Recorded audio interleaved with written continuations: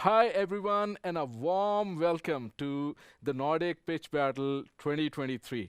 It's all about pitching today. We are going to be seeing a lot of startup pitching and we'll have experts here, we'll have entrepreneurs here, we'll have investors here, VCs here, and we'll get a lot of feedback on these amazing pitches which these founders have worked on and put together. So we'll soon be starting there. First of all, let me just see who is joining in. So Aiko, Aisha, Alexander, I'm just starting with A's.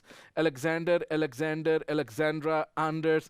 Oops, the list is long. So I would say warm welcome everyone. Thank you so much that you could take the time out and be here to be a part of this amazing pitching marathon that we're going to have. We'll keep the program very, very tight as we go along.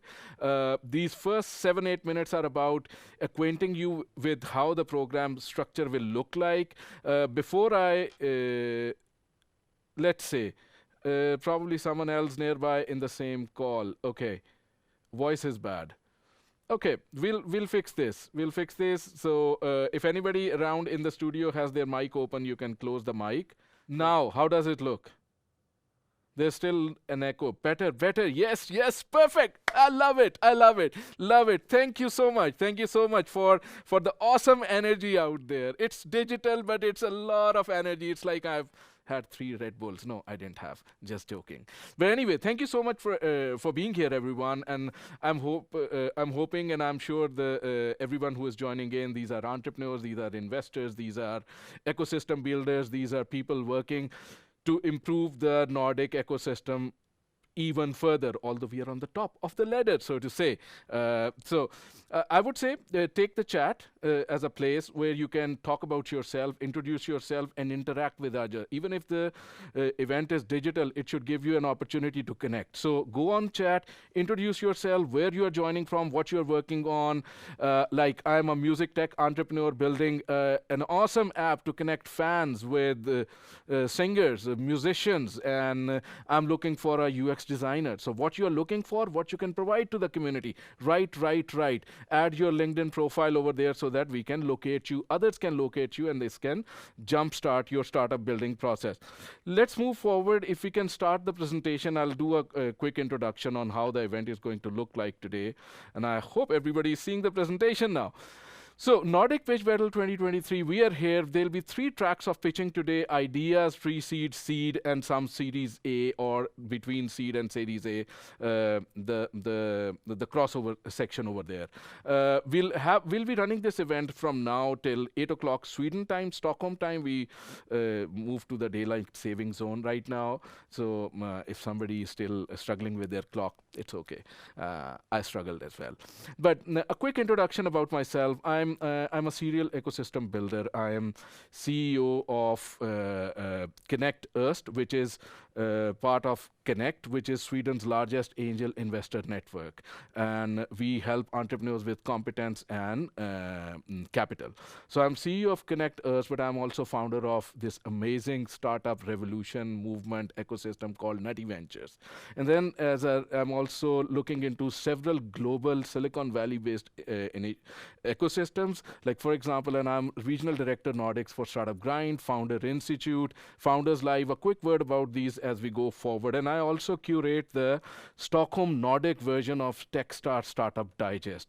And in addition to that, I invest in startups. I'm building 5 different startups. So yeah, time is an issue, but it's not an issue. When you love something, you take the time out. Big thanks to co-founder of Nutty Ventures, Mekar Sheikh, who is managing the event from the back end. Mekar is also regional manager for Venture Cup, Sweden's largest startup competition. And she's also managing director for Founder Institute, Nordic Accelerator, and the Stockholm lead for Founders Live. Also a social entrepreneur. So, okay, it's going to be interesting. So, a quick word about the organizers of the event. It's Nutty Ventures. Nutty Ventures is a ecosystem building organization. We define it as the ecosystem of ecosystems. So we are trying to connect different ecosystems around the globe, around the Nordics, into a super cluster, into a super ecosystem. That's what Nutty Ventures is about. A big vote of thanks to our main partners for today's event, Go West, Nordic Venture Capital Forum. You guys are organizing on 7th and 8th February an awesome event where you're connecting startups, scale-ups, and investors. Awesome job. You're putting west of Sweden on the map for Nordics, for Silicon Valley, for rest of the world. So we'll now play a short video from Go West.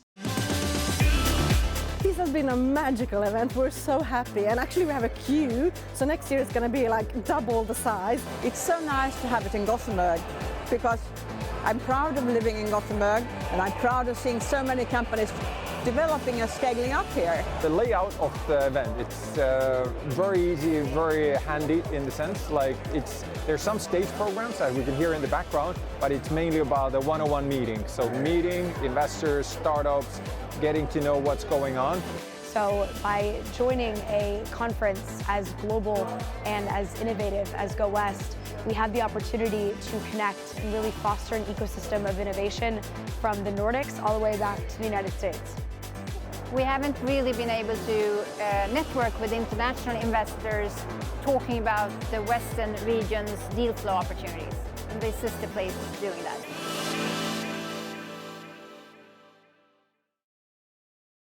So big thanks to Go West. A big thanks to the park. Amazing cluster of communities and co-working spaces in Stockholm. We are today in their studio, which they call Engine Studio, with the amazing team here, with Wojciech and his team. Emil and Hugo are here, and we are very thankful to the entire community team here, Naz, Henrik. So guys, you're awesome. We love what you're doing. A quick word about Connect. As I said, we are Sweden's largest angel investor network. I'm the CEO of Connect Region East, and we are on a mission to connect entrepreneurs like you with capital from the angel investors and VCs. So if you are raising capital, just go there and reach out to us. The application comes directly to me, and we can take your journey forward very, very quickly. No bureaucracies involved. A big thanks to our ecosystem partners. So this is a moment of thank you. So Be Legal has been with us. They're building an awesome legal support infrastructure for startups. Guys, you're doing awesome work. You're supporting Nutty Ventures as well. So we love what you are doing in the ecosystem. A quick word about Startup Grind. Startup Grind is world's largest entrepreneurs community with more than 5 million entrepreneurs connected into this amazing ecosystem. I head the Nordic region and I run the Stockholm brand. And we recently started our physical events in Stockholm. So a lot of cool stuff happening in Startup Grind. Founder Institute is world's largest pre-seed accelerator, which I run as regional director for Nordics. Important thing, the next Nordic cohort, which is the 5th cohort in Nordics, is starting. So you'll find that information in chat. Third ecosystem we'd like to thank is from US is Founders Live, which I started building early April this year. And in 6 months, 7 months, we have expanded to Stockholm, Helsinki, Copenhagen, I need to remember the cities, Tallinn, south of Sweden, in Malmö, and Skåne, Reykjavik. So we are popping up all over Nordics, and this is going very fast. Don't forget to join our next event, which is happening on 7th November here. If you are in Stockholm, it's an in-person event. A big vote of thanks to Deep Ecosystems, a very recent partners of ours, and they also run an amazing startup, Heatmap Europe. They are very analytical, very ecosystem building perspective. Reach out to them for if you are an ecosystem builder. Quick way how today's event will run. We'll start with a power talk with Chris. He'll be joining us shortly on stage. And then we'll move into the first track, which is the ideas or big ideas track, where we have with us Charlotte, Emil, Per, Nea, and Julia joining us. So it'll be an awesome track. After that, and it'll be around 4 to 5 pitches. We'll see how that turns out. Then we'll take the pre-seed track, where we have John joining us, Johan, Anette, Raga is joining us, and also we have Reed joining us from Luminar Ventures. And finally, we'll go into the seed and later track. So Thomas, Jessica, and others like Jonas will be there, Axel will be there, and Karita will be there. So it'll be an amazing track as well. Last 1.5 minute. So it's going to be very tight session with 7 to 8 minutes only, where 1 minute is when the startup is onboarded, 2 minutes of startup pitch, which will be played back or for the audience, and then 4 minutes of feedback and 1 minute of startups, any reflection that they have to share back. So we'll go chop, chop, chop. Due to the way we are running the session today, for mentors or investors who are going to be giving feedback, you can raise your physical hand. It'll be much more easier to for me to, in this flurry of activity, identify you and give you the mic for the next feedback on our startup. So what we are trying to do is, this is not a competition, it's kind of a bringing up diversity of ideas that Nordics have. So we will have some unconventional ideas as we go along today. So let's start the session with Chris, and let me see if I can find Chris on my screen here as well. Let's see. Hi, Chris. Oh, and I'm so impressed by that intro. I mean, just being here with you is quite impressive, but you might as well just get into the pitch business, my friend. But I can't hear you that well, so I'll just request the team if they can do something with the audio here so that I can hear you slightly better. But it's really great to have you here, Chris. Tell us about Nordics. You are frequently at many of our mentoring sessions at Founder Institute. What attracts you from all the way from US to be in the Nordic cohorts and coaching these amazing ideas coming out of this region?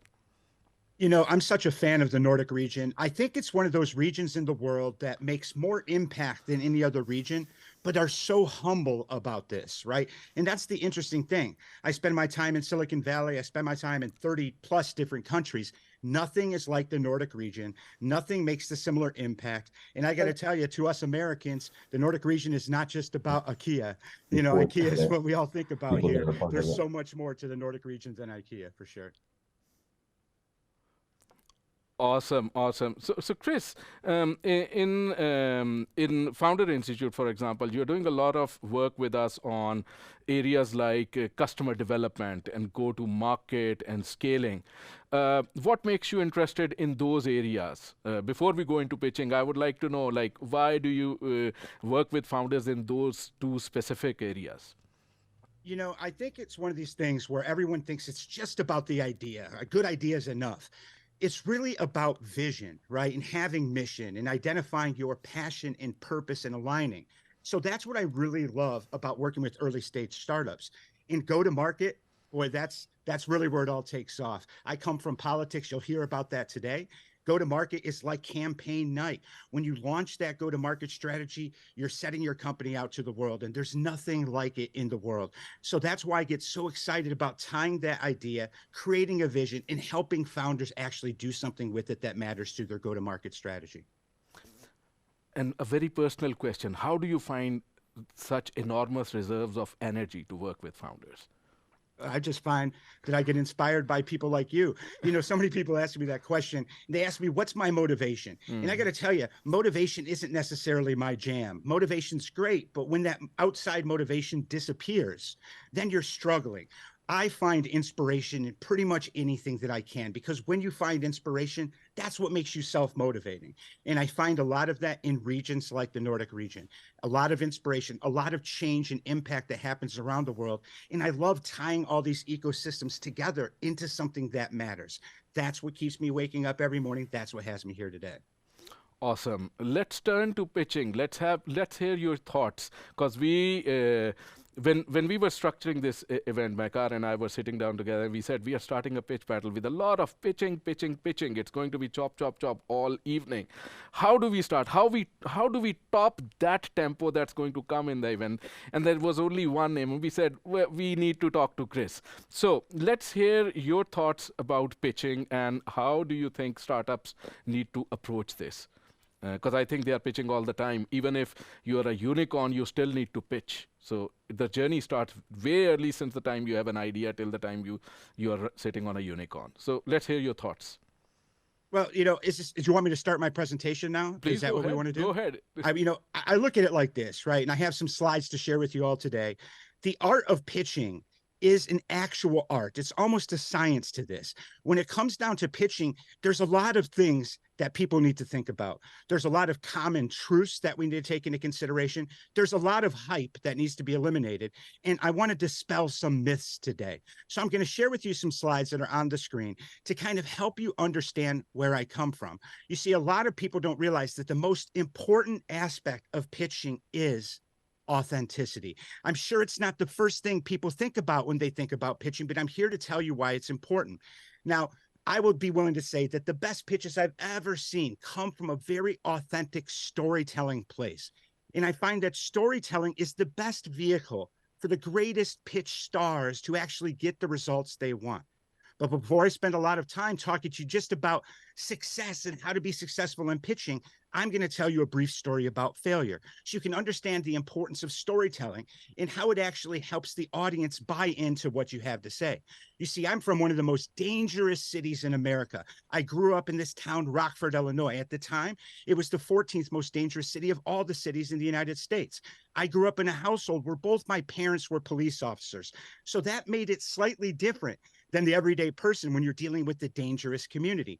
Now, when young Christopher thought about all of his career aspirations, I'm saying everyone thought I was going to be a police officer just like my parents. But I promise you, when you grow up in a house with police officer parents in a dangerous city, you want nothing more but to leave this planet. So I set out with the goal of becoming an astronaut.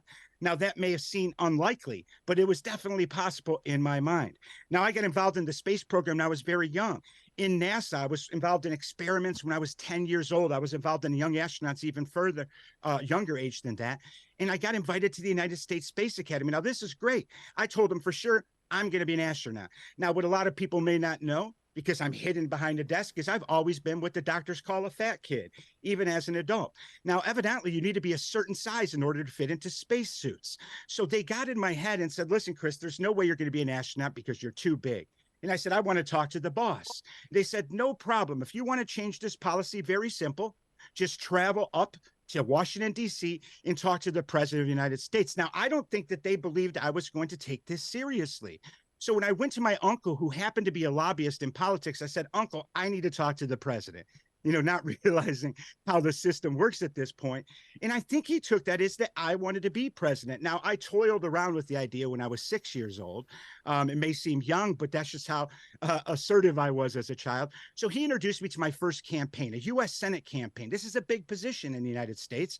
I got involved in the campaign, became the youth director, and now I'm on my quest to at least appease my uncle and become the president of the United States. That senator, we got elected against all odds. He introduced me to an amazing congressperson. Now, this congressperson was in charge of the United States House of Representatives Small Business Committee. This is where all the decisions that were made for startups, businesses in America. It was a fascinating experience. I was actually his driver for a while before I even had my driver's license. He did not know that, though. So that got me on my path to my first big campaign. This wonderful lady, Elizabeth Dole, she was the Secretary of Labor, the Secretary of Transportation, and President of the American Red Cross. But she sought out to become president of the United States. Now, this was amazing. Not that many female ran for president. I wasn't even old enough to vote, and I'm involved in my first presidential campaign. Now, that's all well and good, but unfortunately, sometimes it's hard to get ahead in the U.S. presidential campaign. She didn't have the best pitch. Had all the experience, all the credibility, all the right supporters, but not the strongest pitch. So when she bowed out of that race, her campaign director came to all of us and said, listen, there's this dude down in Texas, United States, and we think he's going to be somebody that's going to go all the way. That dude was George W. Bush. Now I'm involved in my second presidential campaign. Now I just turned 18, just old enough to vote, and I'm already out here traveling on this campaign that we won. Most people thought we weren't going to win it. George W. Bush had all the best pitches. Now, he didn't necessarily say it all the right way, but he had the right concepts in his pitch, which was amazing. Now, this set me off to be politics was my thing. That was my jam. I thought that was all that I was ever going to know. And I got involved in everything. Here's some of the key officials that I spent a lot of time with, secretaries of Homeland Security, mayors, senators. It was amazing. I was in every newspaper. I had my pitch down pat. I'm Chris Foltz. I'm going to be president of the United States, and I'm going to be an astronaut if I lost enough weight. But you see, what I realized is even though I was able to fix everything, I was able to pitch every candidate on what the best direction they should go in and pitch all the voters on why the candidate's the best. What I couldn't anticipate is what happens when a family member got sick. You see, I grew up in a Sicilian family. You know, when you grow up in an Italian family, if somebody gets sick, you come home to help them. And that's exactly what I did when my mom got sick. Unfortunately, I had my wisdom teeth pulled and I kept that prescription. Although there's not much pain with it, I decided I was going to hold on to the prescription. When I got home, I decided I was going to use this Vicodin. I don't know if I was wallowing my own self-pity or if it was because my mother was sick. I'm not going to make any excuses, but I couldn't even pitch myself out of getting myself in trouble. Now, the only thing that stopped me was my mother passed away. And as you can see in this article right here, she was honored for being a pioneer in law enforcement. She was the lady that made it equal for women in law enforcement. That's why it's called police officer versus policeman and policewoman, because of my mother's lawsuit. But if you look closely in this article, you're going to see right here that I was arrested at her funeral. Now, to tell you how ridiculous, embarrassing, and wrong it is to commit crime, petty theft, albeit, at my mother's funeral, it is basically the worst thing that I've ever done in my life. Now, as opposed to everybody focusing on my mom being this great leader, they're focused in on her son being arrested. Now, this is not a good place to be. Now, I didn't know anything. I came from politics. I'm a drug addict. My mother passed away, and I'm now arrested at her funeral. Now, the judge that was involved in this campaign, judge that was involved in this case, I actually know from his political campaign when I was 12 years old. It was the first time I actually walked in a parade with a candidate. And he had some plan for me. He said, Chris, listen, your mom died, so I'm going to do you a favor and give you some new roommates. And I didn't know what he meant by this until I arrived in the county jail. That's where I spent the next 119 days of my life, in county jail. When you go to jail and both of your parents are police officers, chances are they arrested half of them. That was the case. But what I spent my time focusing on was how interesting the people were. You constantly get pitched ideas. You constantly get pitched why people are innocent. You get pitched left and right from people I have never been around in my life. And what I realized is that some of the smartest people with the best ideas, the best pathways to get there, just didn't have the right training, didn't have the right tools, didn't have the right audience, didn't have the right team members to actually do something legal with it. And that's why they ended up being my roommate. So I sought out right there to figure out how I was going to take politics, bring the skills that were needed to get people like George W. Bush elected to the people that needed to start their life over. I was going to help them pitch their way to success. Now, what I realized for certain when I was in jail is that we often spend all of our time in life just celebrating our victories, whether we make a new sale, whether we launch our brand, whether we had a successful pitch. But what I come to realize very quickly, that life is all about how we react to our failures. It's not just about our successes. Our legacy is built on how we react to our failures. Now, this bit of tool was very important for me. So I used that particular philosophy to get involved in Democrat politics. When you go to jail as a Republican, you come out as a Democrat. And I went against all odds, pitched myself to the opposite party, and went all the way up to meet all of the greatest leaders and work in Democrat politics. I even got the first female elected in 100 years in a town because nobody gave her the opportunity, or any other woman the opportunity before her. We had the right pitch. So much so that I went on to serve 3 terms in public office myself. So when people tell you you can't do something, don't listen to them. Work for it hard. Come up with the right way to pitch yourself. You're going to go all the way if you do that. You can hear more about my crazy journey and all the interesting stuff with that on this particular BBC special, so I won't bore you with any more of that. But one thing I can tell you for certain is that authenticity is the new disruptive. People come to me all the time to say, Chris, I'm going to pitch you something that's going to be the most disruptive thing you've ever seen. It's going to change the world. I don't think people understand what it takes to be disruptive, but I can tell you all great disruptive things have authenticity built into them. You see, what I realized is that I wasn't surrounding myself with the right people. I needed to learn. And the fastest way to become smarter is to surround yourself with people that are smarter than you. So I worked hard, started that company, ultimately helped those people in jail get their life started. And in 2021, I was honored as one of the top 100 chief marketing officers in the world. Before I had ever actually had the title, of chief marketing officer. Why this is amazing is because I got to see things from a different perspective. You see, the fellowship I did was with the CMOs of companies like Google, Facebook, Nissan, some of the greatest brands. Matter of fact, the 100 biggest brands in the world. And random Chris Foltz, who had never experienced any of this stuff, came from politics because I lived a life of authenticity. I understood what it took to be disruptive. I actually tried pitching them out of taking me into this fellowship. I had imposter syndrome like you would never believe.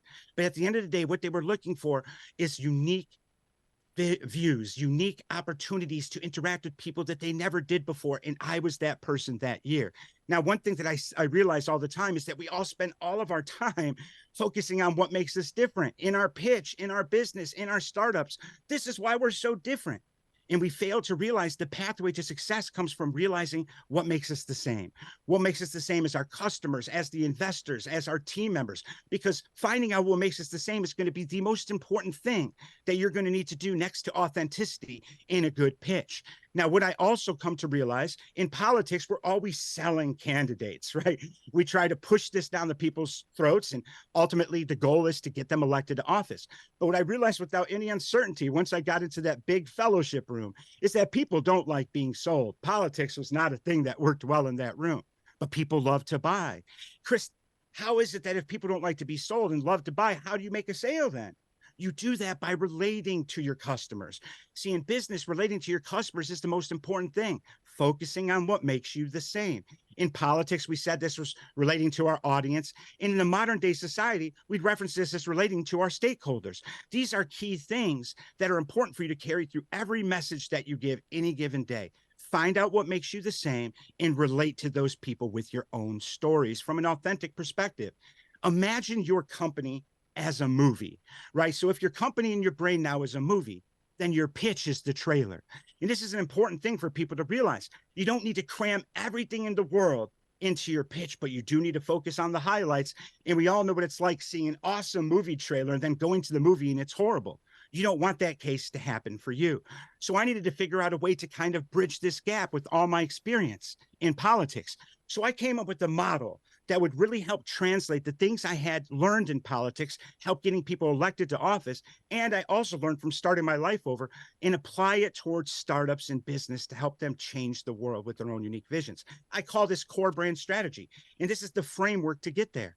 You see, the first thing that I came up with in every campaign, we had a concept. That was generally the politician, the candidate, and the campaign as a whole. In the startup world, we'd consider this to be things like your problem solution, your vision, your customer discovery, one of the most important things. I can tell within 5 minutes if a company is going to be successful by realizing how well they know their customer. Some of the simple things that we think about is our branding, our pitch, the initiatives that we're doing. Once we understand what our concept is in a very clear and concise way, that's when we get to move on to our offers. Now, in politics, this would be things like the campaign platform, why we should be elected for that matter. In the startup world, these are things that are like your business revenue models and your business models, and most importantly, your product development. Oftentimes, people forget to develop their product. I know that may sound ridiculous, but I've seen some companies get marginal success with a completely underdeveloped product. You get to your prototype when you're looking at your offer section here. Realize everything is an offer. A lot of people, when they put up their first website or put up their first marketing material, they have a call to action. Like, here, sign up for our newsletter. Realize that is an offer. You are offering people good information in exchange in which they are paying you with their email address. Now, once you have a very clear understanding of your concept and your offer, that's when you move on to relationships. Relationships are the most important thing for you to have in the startup world. Once you understand your authenticity is key and understand how to frame into a story, you need to have relationships to do something with it that matters. In the political world, this would be like our coalitions, our donors, students for Bush, teachers for Barack Obama. Those are the coalitions that we built in politics. In the startup world, this is your team, right? You got to start with the team. Team matters so much. Team matters even more than traction most of the time. You can look at this as your advisors, the investors. These are the people you're going to collaborate with. Building collaborations are key, and to be able to articulate your concept and your offer to potential team members, potential advisors, and potential collaborators goes a long way. It needs to be clear. It needs to be concise. We look at this as people like the ambassadors, our affiliates. These are the people that we're looking when we're launching our brand to help us close the gaps. Now, I really often consider this the cool kids table. Everybody wants to sit at the cool kids table. You can build your own cool kids table as long as you have a clear concept that relates to people. You have an offer that makes sense to them and solves a problem. Then you can build a relationship. And after that, it's exposure. You see, CORE is an acronym: Concepts, Offers, Relationships, and Exposure. In politics, this would be earned media. People come to me all the time and said, Chris, can you get my startup in the news? I was even named one of the most influential people on LinkedIn to make a startup go viral, right? And I'm just like, I don't know how they measure these things, but what I can tell you is the key to getting in the news is to do something newsworthy. That may be shocking, but it is totally true, right? In the world of startups, this is where your go-to-market strategy exists. Marketing, PR, advertising. Realize go-to-market strategy is not marketing. Marketing is a component of your go-to-market strategy. And you see people, investors specifically, look at this because this is what gives you the fighting chance to actually do something that matters. In the small terms here, these are the things that allow you to leverage all of your stakeholders to actually get something that you want accomplished. So now that you understand what your core is, it's about translating this in to some things that actually matter when it comes down to your pitch. So I'm going to quickly go through two lists: things that I would recommend, and then things that I would call myths when it comes down to pitching. You see, how do we all get there? Now that we understand that there's a framework that makes it easy and to understand and sits on top of the startup world, we need to think about some clear-cut direction. Every pitch requires you to know who your audience is. Take some time, do some research, understand who you are pitching before you go there, and realize there's not just investor pitches. You're pitching your customers, you're pitching new team members, you're pitching other people that you want involved in your mission. Next, tell a story. Okay, so many people have very bland presentations, but you see, just imagine if you humanize that by putting a human into that equation, as opposed to talking about your startup that sells fish. You talk about Mary, who often goes to the store to buy fish every week. You talk about Mary's journey with fish and why your fish are better. Not sure why I picked fish, but that's what we went with today. You need to be compelling no matter what story you tell. You need to practice. It is so very clear when people have not practiced, right? Practice makes all the world. There's so many tools for you to be able to go online, do your own recording, play it back to yourself, but practice, practice, practice, because it is apparent when you don't memorize your presentation, it doesn't flow well. You need to memorize it. Investors don't like see people reading. Focus on your traction if you have it. Traction is the steps that you are taking to actually get your first customers. I think a lot of people don't realize, and they overthink what traction is, right? Traction are the victories along the way. And you want to highlight that and show people your proof that you've done it. You need to be concise, right? So many people include so many extra words, so much ambiguity. You need to be intelligible. People need to understand what you're saying. And that comes with being concise and having a tight presentation. You need to address the market. You see, it's great to have a good idea. It's great that you may even have the ability to sell an investor on it. But if you don't have a large enough market, you're in trouble. And when it comes down to that, you need to have a market that's large enough to matter, but small enough to actually gain. Investors want to see your pathway to actually getting that market once they realize that there is an actual market. You need to highlight your team. The team is a super important thing. And depending on how good your team is, depends on how early in your presentation that you present it. Oftentimes you see presentations in pitches start with problem solution. If you have the greatest team ever assembled on earth, trust me, the investors want to hear about that first. I think that it's very key to make sure that you spend enough time picking the right team members to be able to answer that question as to why is this your team? Because investors will ask that.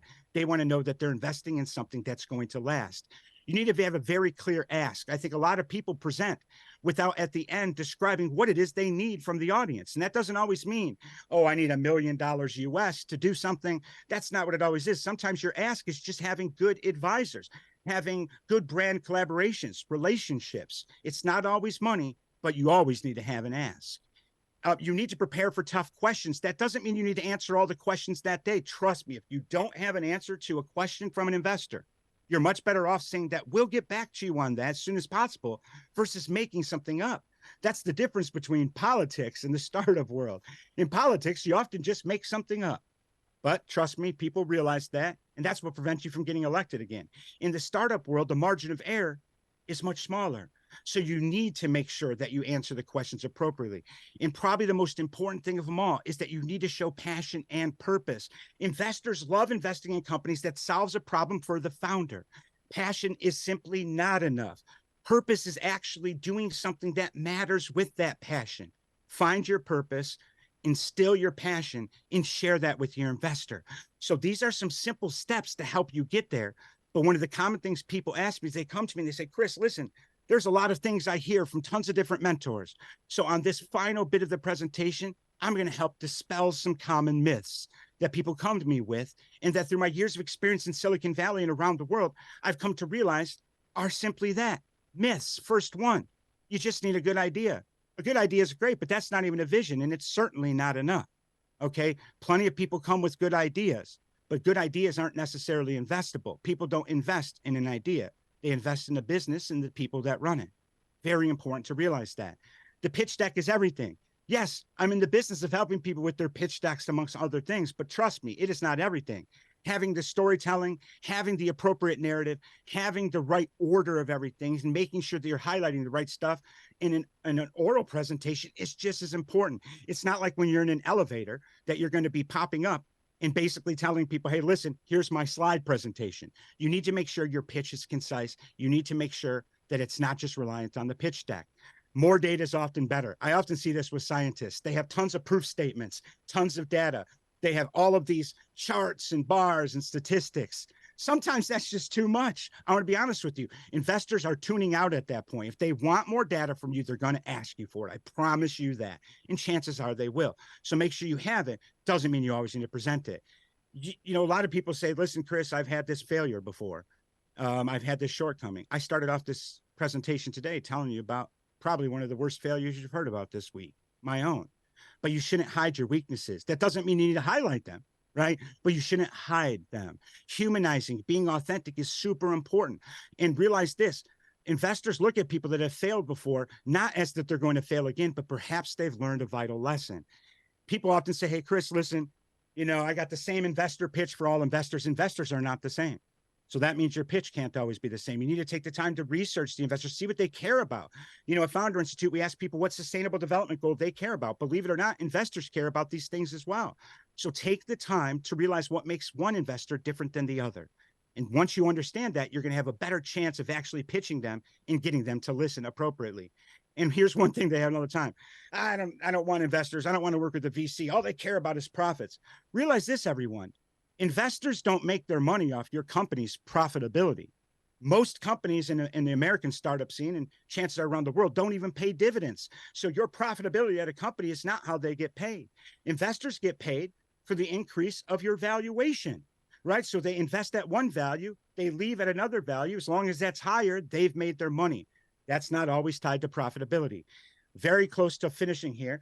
Valuation is the only thing that matters. Untrue. So many other things matter in your deck, including the actual instrument like the contracts that you use. Safe agreements are super key, right? Learn about a safe agreement, realize that the valuation is not the only thing that matters. The terms do as well. The only goal is to get funded. Not true. Not true. Getting funded is something that doesn't always happen for everybody, but what does happen is finding advisors, finding mentors, getting advice, getting feedback.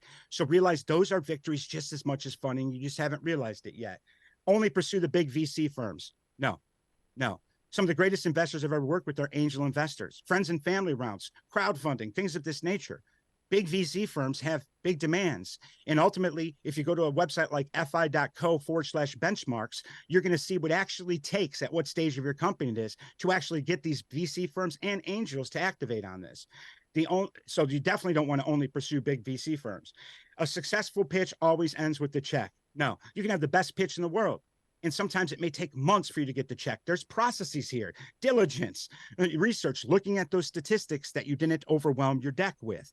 And then more money raised equals success. Not true. Having too much money could be a death blow to a company, right? So do not evaluate your success based on how much money you've raised and compare it to other people. Final thing, a no means it's over. Absolutely untrue, right? A no sometimes is just maybe later, not now. But you have the ability to go back, make changes, find out what makes you more the same as that investor. And I'm going to close on this. You see, once you realize that no is not the final answer, one thing you have to do is evaluate every single day. Think about doing things for the right reasons. I spent a lot of my time not doing things for the right reasons. I wanted to be president just so I can be an astronaut that was overweight. That's not doing things for the right reasons. When you do things for the right reasons, they won't end for the wrong reasons. Thank you so much for your time today. I appreciate you all so much in the Nordic region. You are changing the world, and I'm happy to be part of it.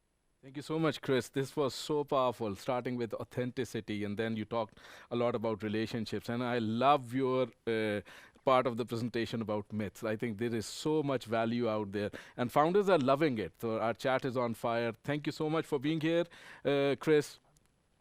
You are amazing. Thank you so much. Take care. I'll be here for the rest of the day listening. Thank you. And we now request our next panel to come in now. So if we could have Charlotte from Sting, Emil from Invenio Growth, Julia from Antler, Nea is joining us from KIUAS, and Per is joining us from Further Than Capital.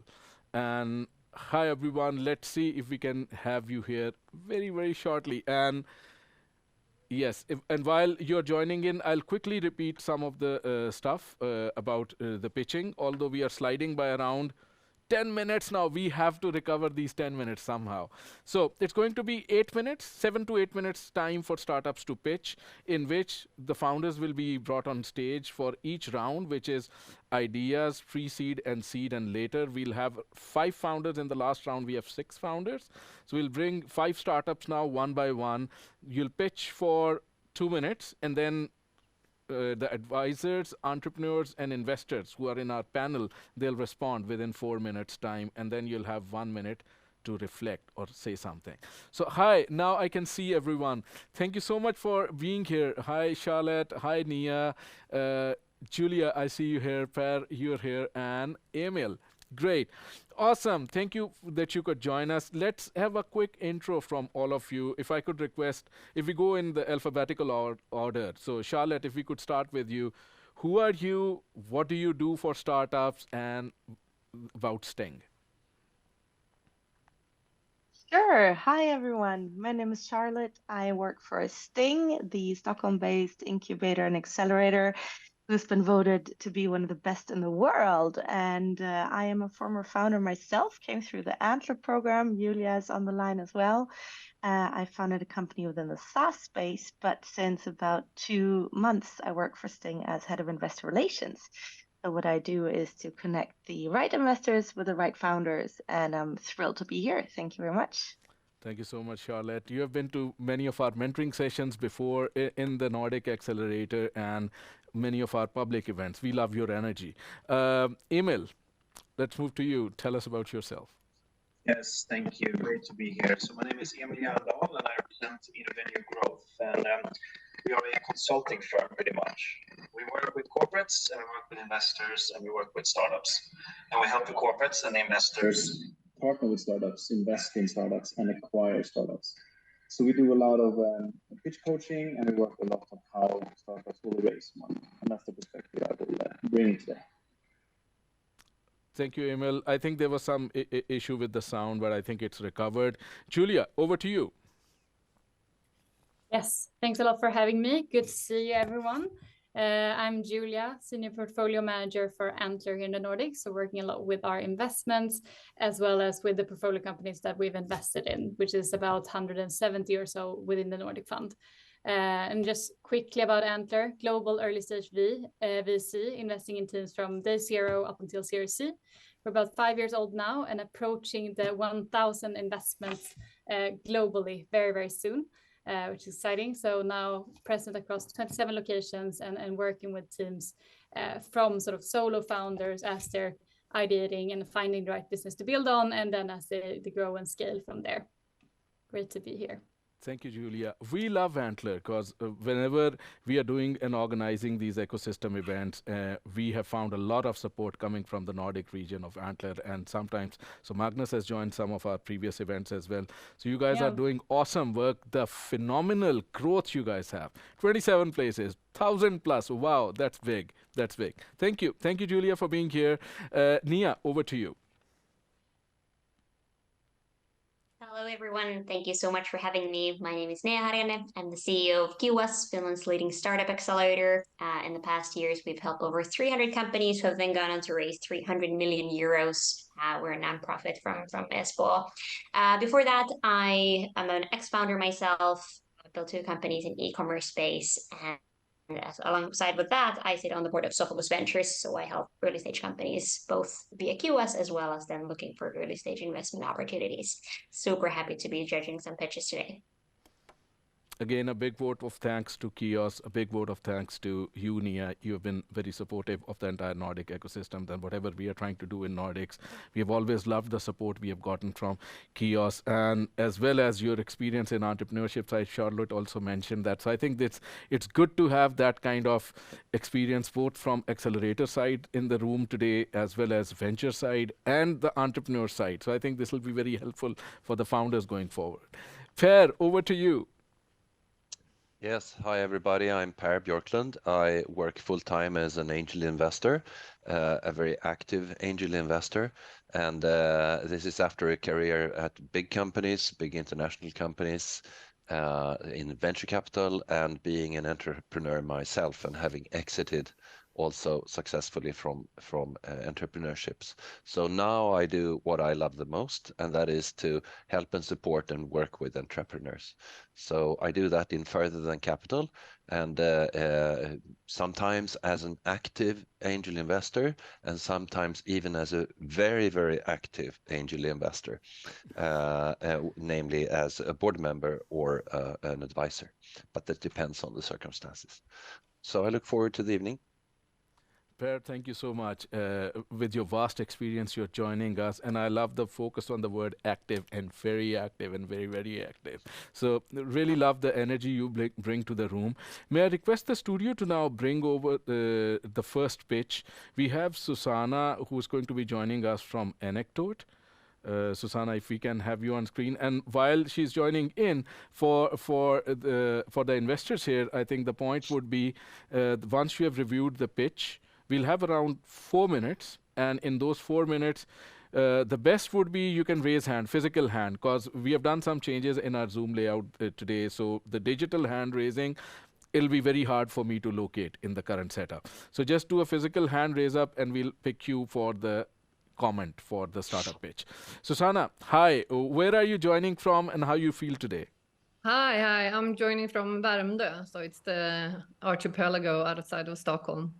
I'm feeling amazing because I just got a text from one of our potential clients that said that they're on board. It's an order society that wants the app. So that's like a really good thing. I'm really happy for that. So awesome. Good things coming. And I have the kids out going trick-or-treating. So it's quiet in the house at the moment, but will be a party here later. Awesome. Thank you, Susanna. If we could play back Susanna's pitch, the way for the audience it is that we will be playing back the pitch to avoid time loss and quality loss. So we'll play back the pitch, but then there'll be a interaction between the investors and the startup founders. And that investors will provide feedback. We'll try to minimize to and fro exchange of information so that it goes fast. So if we could play Anekdote's pitch. Hi, we're Anecdote, and our vision is to be the fastest, cheapest, and easiest way to launch and manage your own mobile apps. We aim to democratize the app market with the help of our sustainable automated platform solution. We enable anyone to quickly, easily, and cost-effectively build and publish their own apps. The ability to publish and operate one's own app should not be limited to just a few. This is through our apps as a service, which includes setup, real-time publishing, support, and new modules. This allows the app owner to focus solely on their core business, while they also get their own maintenance-free app. Some of the problems we're trying to attack are ownership of customer data and how to actually reach your target audience and interact with them. Also give our customers a tool for increasing their potential revenue without spending time on development. We have received over 300,000 euros in grants so far, plus 200,000 euros from Microsoft and Auth0 for startups in credits. We are 100% founder-owned, and we launched in September and have over 130 potential customers inside the platform. Almi Invest and Norrlandsfonden are ready to commit together with a co-investor, which we are looking for today. We, the owners and founders of Anekdote, consist of a team of 3 with extraordinary work ethic and team spirit. We have a strong drive and excel in our 3 different professions. We're now looking for an investment of 350,000 euros for our 18-month roadmap. We have an estimated break-even in Q4 2025. And our plan forward and with the capital is to convert the beta testers to paying customers and to find our right market fit. We will also continue working on our platform and release new modules and initiate the AI roadmap. And of course, sales, sales, sales. Thank you for listening, and we hope you will help us to make owning apps accessible to everyone. Thank you so much, Susanna and Anekdote, for your pitch. Who wants to go first with the feedback? Yes, Nea. And then Charlotte. I'd be happy to. Thank you so much for the very, very clear presentation. Very, very intrigued. What would you be able to describe your customer type a bit? Is this more like individuals or companies? And how do you plan to find these customers? What's the core go-to market that you're planning on? Should I reply now or should we? We can do a quick reply. If it's an essential question, we can do a quick reply so that we can move fast.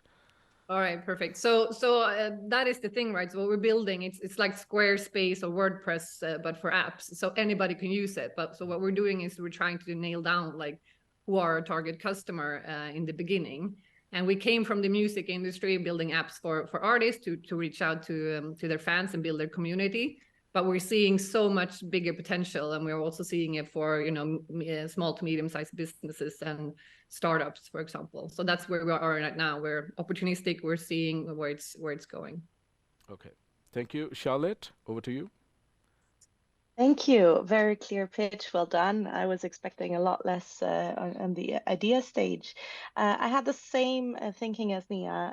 If you don't have a clear user persona yet or T-shape in terms of like where you are starting, is there a way to segment to say, we see currently usage among our free trials within these 3 areas? It's especially people who do this and that, because everyone who's worked in a tech company knows that there are differences between apps and apps, or is there a lot of within decor, housing, or whatever the segments may be.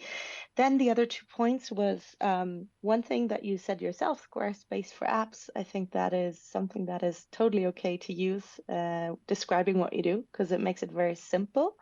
And the third point was the team slide that went pretty fast. Why are you the right team? And you said you come from the music industry, but it would be interesting to hear a little bit more about why you guys are the right team. So well done. Good luck. Thank you. We can take one more feedback. I saw Emil first and then Per. Let's go in that order. And then Julia. Julia, maybe we can start with the next pitch with you. Emil. Does my audio work now? Do you hear me? Yes. Yes. Perfect. So thank you for a good structured pitch. I like that you go to a very summarized what immediately, what you're doing, and you're pinpointing the value. It's cost efficient and fast. Super apparent what you're actually doing. The problem formulations that you arise or you talk about seems relevant, but maybe not the core problem that you're actually solving. More additional problems you can solve ongoing to increase the stickiness, because everybody understands what the problem is that you're solving from just hearing what you're doing. The first thing I'm thinking about is the output, the quality of the app and the website. I'm sure it's great, but it would be good to elaborate on how you ensure that the app you get from such a easy solution is as good or better than the app you would get from a consultant. Because that's the first thing I'm thinking about, and probably a lot of others as well.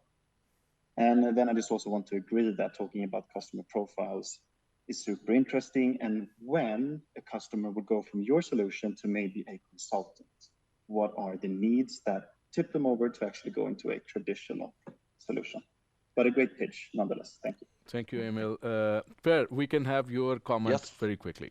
Yes, tricky when it's so short, but well spent time, Susanna. My follow-up questions would be, how do you actually do it? It would be nice to see a demo. I realize you can't show that in this short time.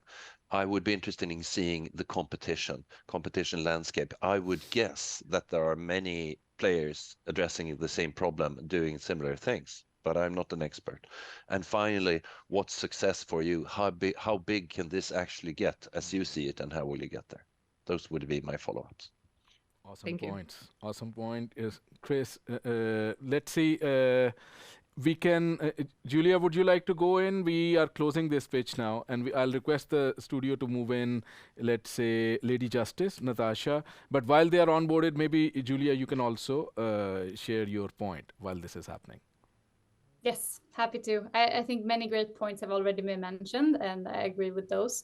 I think more emphasis on the team, given that, especially when it's idea stage, I would love to see even more sort of why you are the right people to build this, even though I understand that there is a time constraint here. And perhaps a bit more on the market opportunity as well, that Per was alluding to as well. How big can this become if everything works out? But great pitch. Thank you so much. It is live in beta, so I don't know, maybe not idea stage anymore, but yeah, so please check it out. Yeah. Okay. Awesome. Let's see if we can. So thank you so much for being here, Susanna. Great pitch and very interesting feedback coming in from the investors right now. We took all 5 feedback points. So can we have Natasha joining in now? Hi, Natasha. Thank you so much for joining in. Tell us where you're joining from. How are you feeling? And in the meantime, studio can queue up the pitch as well. Hi, everyone. Thank you so much for having me again this year. I am in Vantaa in Finland, and very excited to be here as always. I really enjoy your events. I always follow them, and it's always exciting to be a part of them. Thank you so much for having me this year again. Thank you, Natasha. If we could play the LadyJustice pitch now. Hi, I'm the co-founder of LadyJustice, and today I would like to share with you Sam and Taru's story. This is Sam and Taru, husband and wife with 2 beautiful children. But they have a big problem. Today, Sam got notice that his working hours have been reduced to half due to financial problems in his company. They do not qualify for social assistance, and finding an affordable lawyer is not possible. Their worst fear has become their current situation, the fear of being evicted. So what do? Like Sam, 32% of Finns face housing-related disputes. Most are about minor issues like noise, pets, and parking spaces. But because legal assistance is expensive, 47% of the people turn to online and media sources to find answers. But sadly, 20% give up because they couldn't find the answer. So in a world where finding affordable assistance to resolve your dispute is hard, we are doing what others are scared to do, making dispute resolution easy. Introducing LadyJustice, your legal assistant in your pocket. With LadyJustice, you can now have your legal questions answered, understand your problem and your rights. She can help you find suitable solutions, and if that's not possible, she can help you craft letters and negotiate terms. So after finding LadyJustice and putting her to the test, this is Sam and Taru now. They found happiness, and so can you. Our business model is based on 3 different users: the pay-per-use, monthly subscription, and enterprise license. Our team has combined experience in legal, research and design, and now in partnership with the University of Haaga-Helia AI Lab, we are ready to develop. We are now in the development phase and should have our first POC ready for testing early 2024.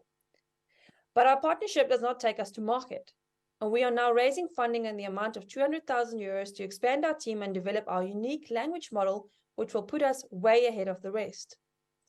Thank you so much, and your questions are welcomed. Thank you so much, Natasha, for the pitch. Who would like to go first? Yes, Julia, and then Emil. Yeah, thanks a lot for pitch. Really great work, given the short time. I think you covered all the most important points. I also really like how you started the pitch with coming in with sort of a personal anecdote to pull in the audience and sort of make us care about what you're building in a somewhat unsexy industry. So I think a great job in introducing the pitch and sort of the problem statement as well. I also think that how you covered the team was really good.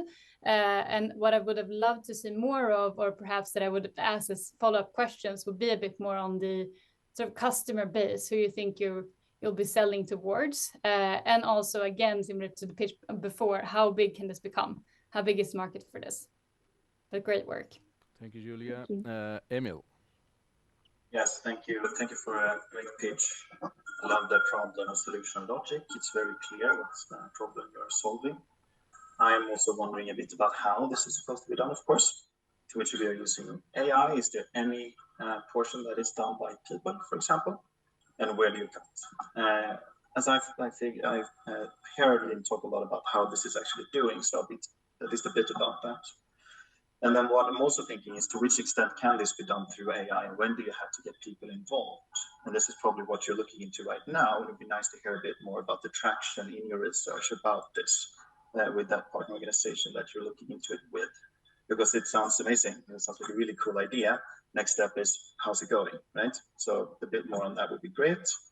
And also, what are law firms and other potential competitors doing in terms of this? Players that might have a lot of resources, knowledge, and customers and brand. Thank you. Thank you, Emil. I think there is some, again, the sound issue coming in. So maybe you can check in. We have a minute and a half more. Who would like to go next? Yes, Nea. Over to you. And then if we have time, Charlotte, we'll request you. Great.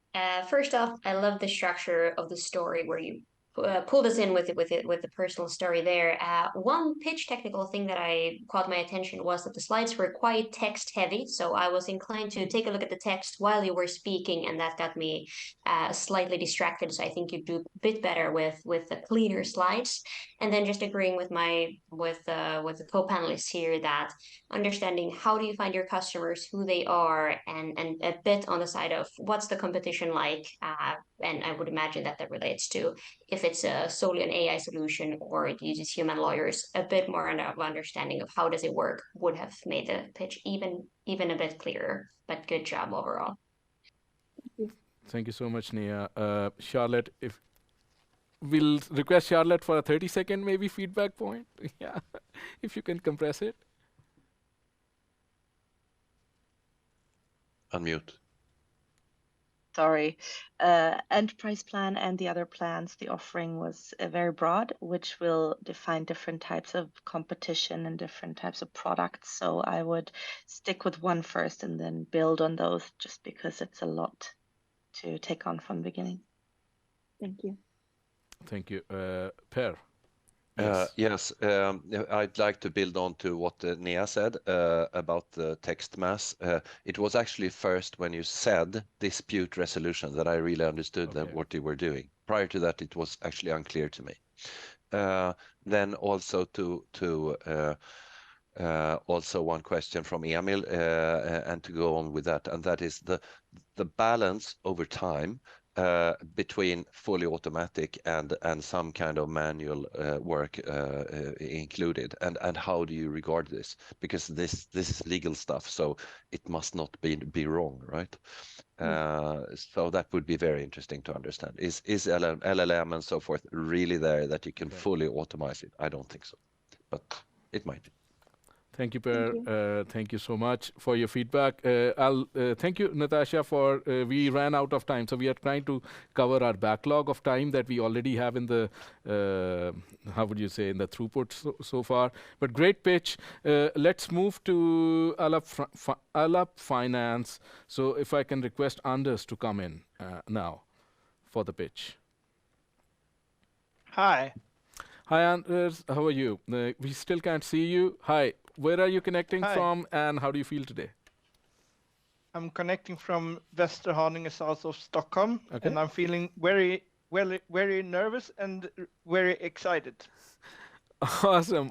This is going to go great. Don't worry. So this is a learning process for all of us. I'm learning. Everyone else is learning. Everybody on the chat is learning. So that's the purpose of the event that we have. If we could play back the pitch now for our panelists. Alap Finance. We are changing the way companies get the funding. There are few solutions with a maturity longer than 120 days in factoring. No explicit solution for financing ongoing contracts in service sales.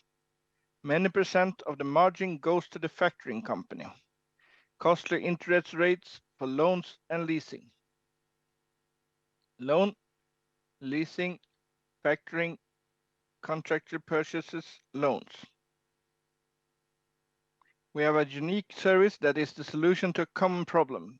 Through our service-oriented customer service, fast processing, and our fair conditions, we help you with your liquidity. We offer financing of your customer's contract/invoice. They pay off in the desired number of months, but you get the money immediately. Personalized and fast service and competitive terms. Whatever equipment you need, you can lease it through us. Budgeting and cash flow planning is easier when you know in advance the leasing fee for the entire contract period, and the financing is secure throughout the leasing period. We offer business loans at fair conditions in all areas. Do not hesitate to contact us for your offer. There's a real buzz about the fintech industry now. We often see posts on social media about companies' disappointment with their proposed financing options. We have a very strong team and we bring together these competences. We have a registration at the Swedish Financial Supervisory Authority. We have in a short time received letters of intent with a value of 130 million Swedish crowns. Year 1, we do a result of 5 million Swedish crowns. Year 2, 16 million. Year 3, 43 million. Year 4, 99 million. And year 5, 207 million. Are asking. During the first 6 months, we build a digital invoice system, and in the meantime, we make the first deals. For this, we are seeking 9 million Swedish crowns. Any questions? Thank you so much, Anders, for your pitch. And may I request the investors and the panelists for the feedback? Per, did I see your hand? Yes. Okay, please go. Yes, thank you very much, Anders. This area that you're addressing with especially leasing for various purposes, it is not solved completely yet. There is a lot left to do here. It's an area that people tend to feel is a bit boring. It's an area that many think is tricky and difficult to understand. So a challenge for you is to spend more time on really explaining so your grandmother or your young son or daughter could understand exactly what you mean. And one example is that, like you mentioned, for many companies working with services, there is often some kind of physical, tangible associated to those services. And to get a leasing contract for those things is often very tricky. Not many offer it. So there is space here. Then also it would be interesting to know a little bit more about your background, but I realized I didn't have time for that because this requires really industry understanding. But thanks a lot, and it does sound interesting. Thank you, Per. Who wants to go next? Yes, Emil and then Charlotte, in that order. Sound check, okay. Yeah, sound is still hollow, so maybe you can have a concise feedback so it's not too long. Yeah. Absolutely. Thank you for the pitch. I agree with the problem formulation, and Per is confirming it as well. I agree with what he says. Would be very nice to hear how your offering is then different from what is offered on the market in terms of leasing and the services that you're providing. What makes your solution easier? I think that was missing, and it would be great to see. Thank you. Thank you. So the point is on competitive differentiation. Maybe you can answer it at the end because that's a question. Maybe you can take it. But Charlotte, let's go to you. At the same point as Emil, competitive landscape and understanding, also a little bit to what Per said. And the other 2 points was, one was the back end. How do you solve the risk? You were talking about LOIs, but where does the money come from? The factoring, the risk you're taking. And the third last point I had was you were showing year 1, 2, 3, 4. Where exactly are we? Are we now in year 1, beginning of year 1, end of year 1? and so on. So thank you very much. Very exciting. Okay. Thank you so much, Charlotte. So maybe a quick half a minute answer from you on competitive landscape, and then we close and move to the next pitch, Sakura. Like Per said, it's mainly the service sales that we are focusing on. And if you have a yearly SaaS company that sells a year contract, we can finance that upfront. They got the money, and we then bill the customer monthly after month. So that's the take we make, and that's not so many that does that, like Per said. Okay, thank you so much, Anders. May I request Elin to come in from Sakura, and we can take the next page. Thank you, Anders. Hello, everyone. I'm Elin. My startup is called Sakura, and I'm tapping in from Västerås, Sweden. Okay. And yeah, I'm really excited to meet all of you. And I'm also part of this year's Founder Institute, so I meet Naimul quite a lot. So I'm excited to see you again, Naimul. Yeah. Hi, Elin. Great to meet you here. You have just started the program. I think tomorrow will be our second session, which is customer development. So great to have you with us in Founder Institute. Let's play back the pitch. When I was in my early 20s, I was suffering from emotional pain, even to the degree of wanting to take my life. I started to notice this one key ingredient throughout the majority of my negative emotions. They all had to do with loneliness in some form, not feeling understood, seen, connected to, or a secure sense of love. In Europe, 30 million people are lonely. 75 million people experience social isolation.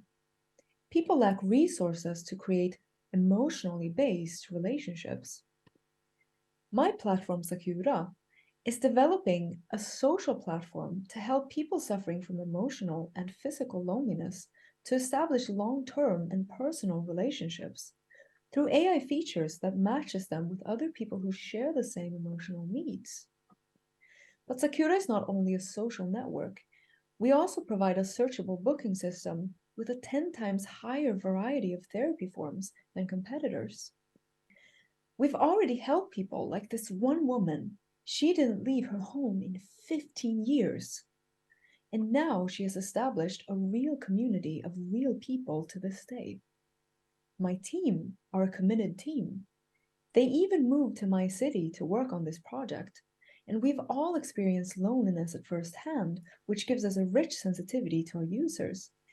We are a free platform with a paid premium subscription. For external businesses, we take a percentage commission from all sales. We expect an ARR of 1 million euro in 2 years. There are other apps for emotional health, but there's nothing we found on the market that combines social network with professional help for loneliness niched towards community. We're raising 200,000 euros pre-seed to establish 30,000 users and 5,000 paid users in 2 years.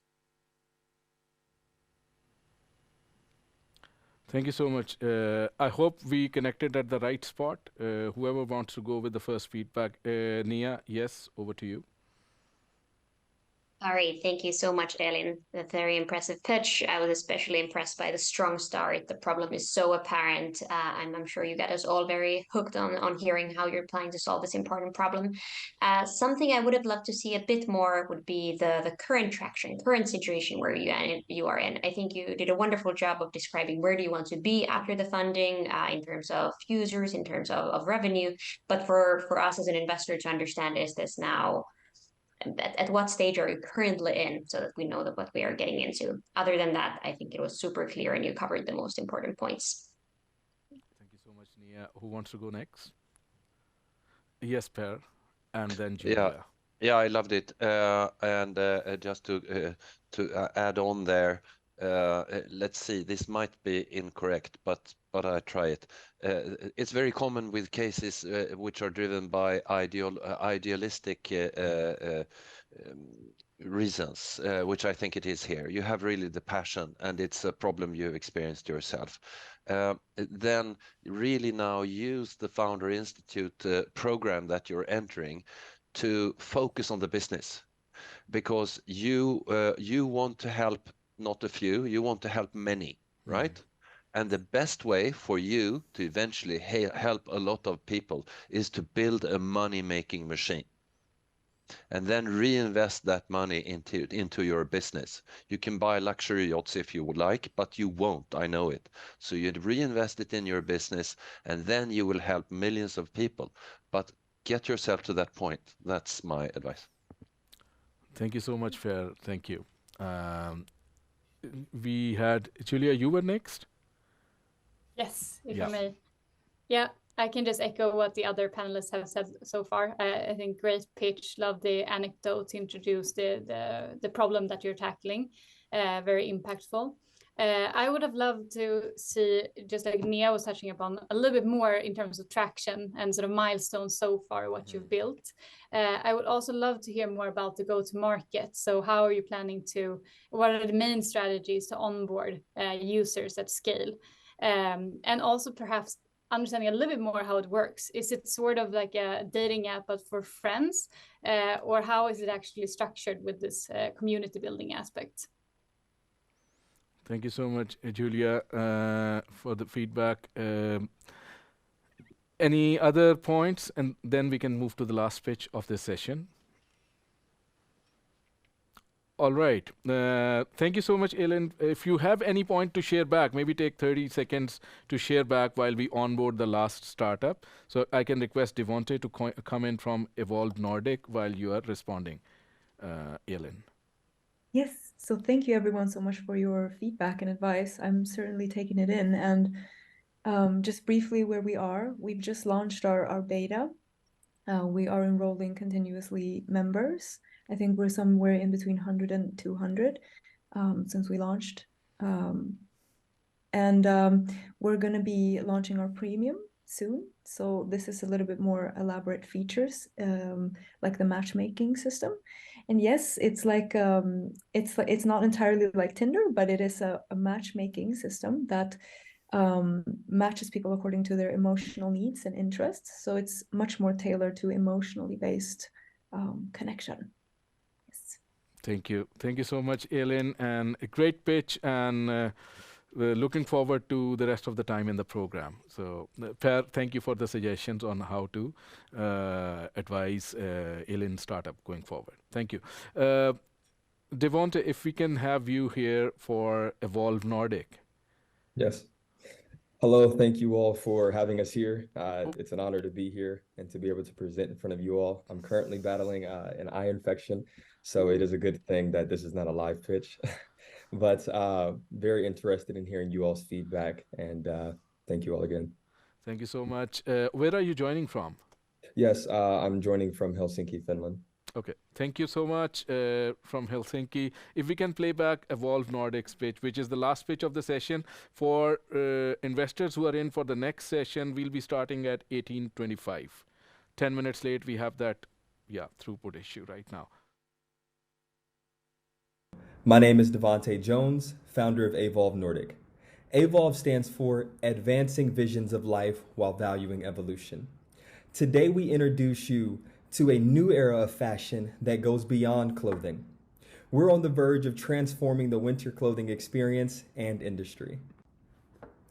Every winter, millions of people worldwide face challenges when it comes to cold weather. Out of a need rather than a genuine desire, we turn to winter clothing, seeking warmth and protection. However, current winter clothings aren't as effective. These dilemmas not only affect our physical comfort, but also impact our mental well-being. A low body temperature can profoundly affect our mood and cognitive functions. Now, this is where Avolve Nordic comes in. I introduce you to Avolve Nordic's heated clothing with advanced AI technology. We've created a solution that is on the verge of starting a revolution in the fashion industry like we've never experienced before. forming both an emotional and physical connection with you, as you with your clothing. Our heated clothing can be controlled manually or via our app that will give you a seamless user experience and interaction with your clothes like never before. At Avolve Nordic, we didn't just stop with our outdoor collection. We wanted to create products that are going to integrate into every aspect of your everyday life, indoor, outdoor, and even for your pets. Thank you all for allowing me to present to you Avolve Nordic's Fashion Beyond Clothing. We invite you to join us on our generational journey of revolutionizing fashion. Thank you so much for the pitch, and thank you so much for being here, despite you're not well. Devonté, who wants to go first on the feedback? That's the question. Yes, Charlotte, and then Per. Okay. I'm admitting maybe I'm stupid.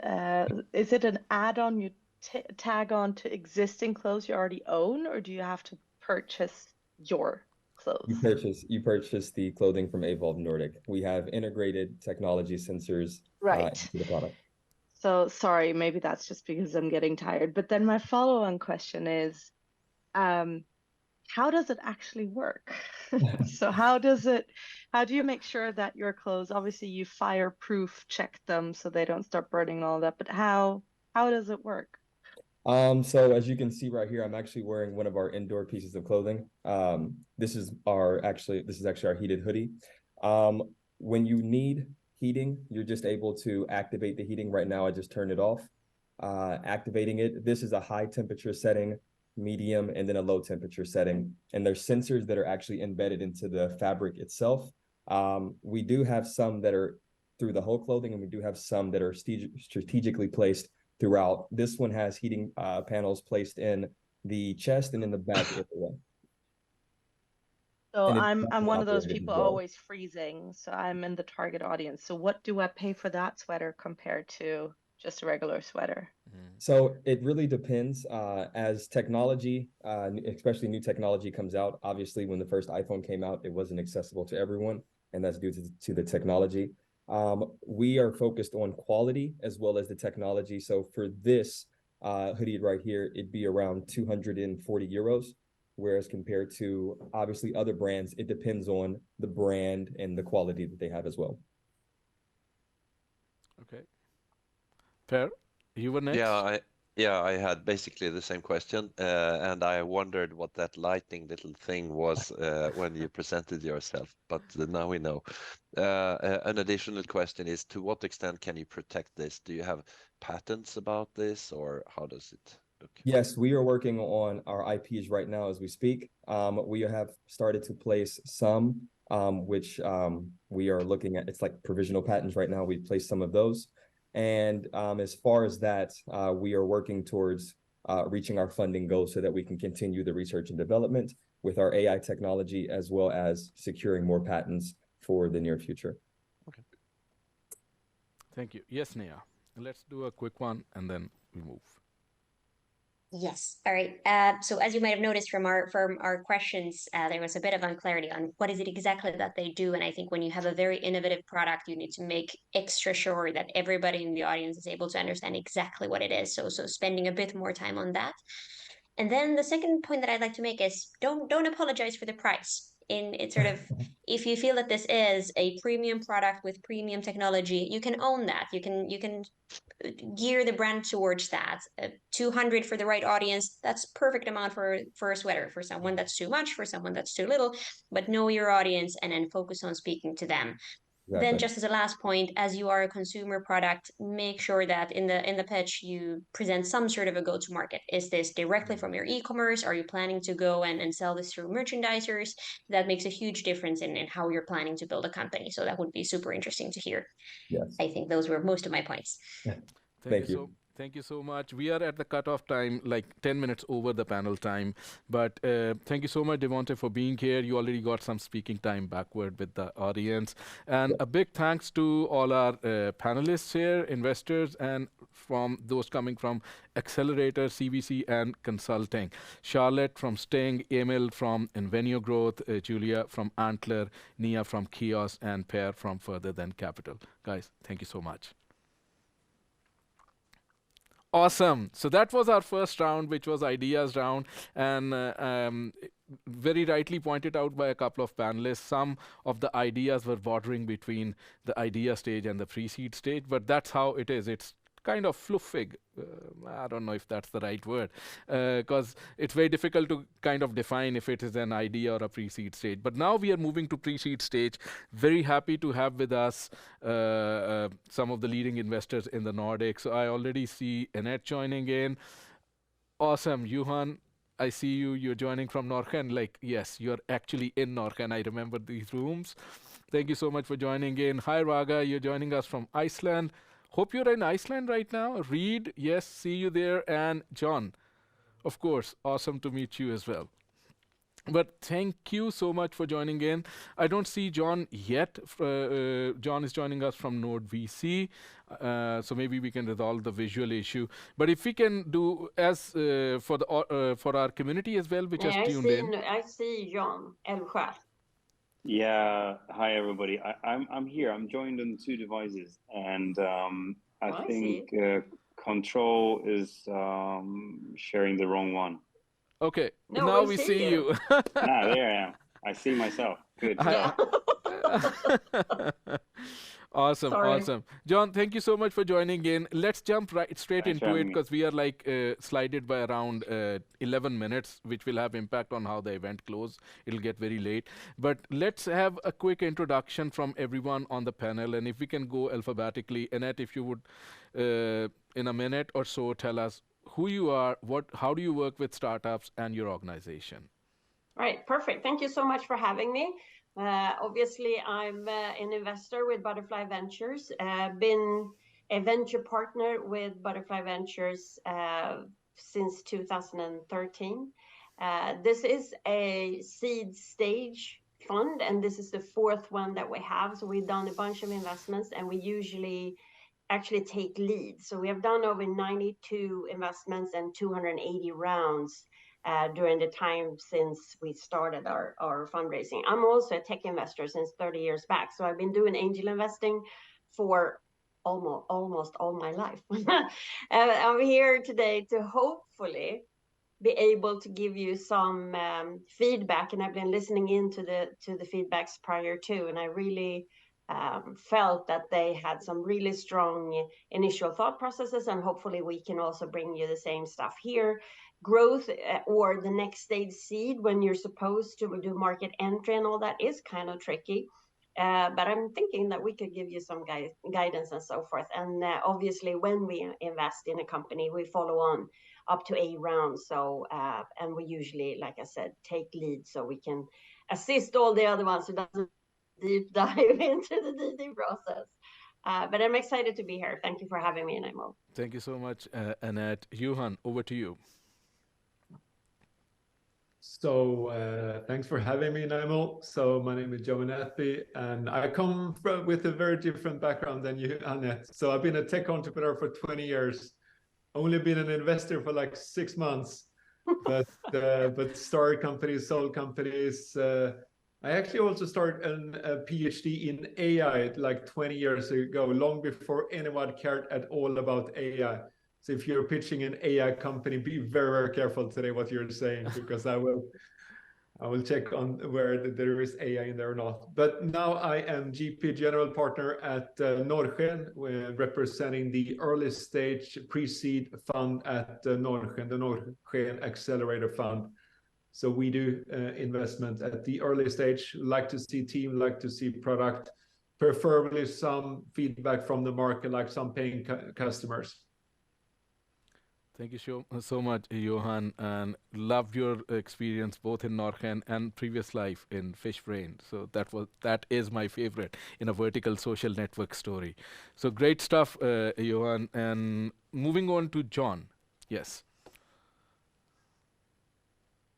So hi everybody. I hope you can both see and hear me now.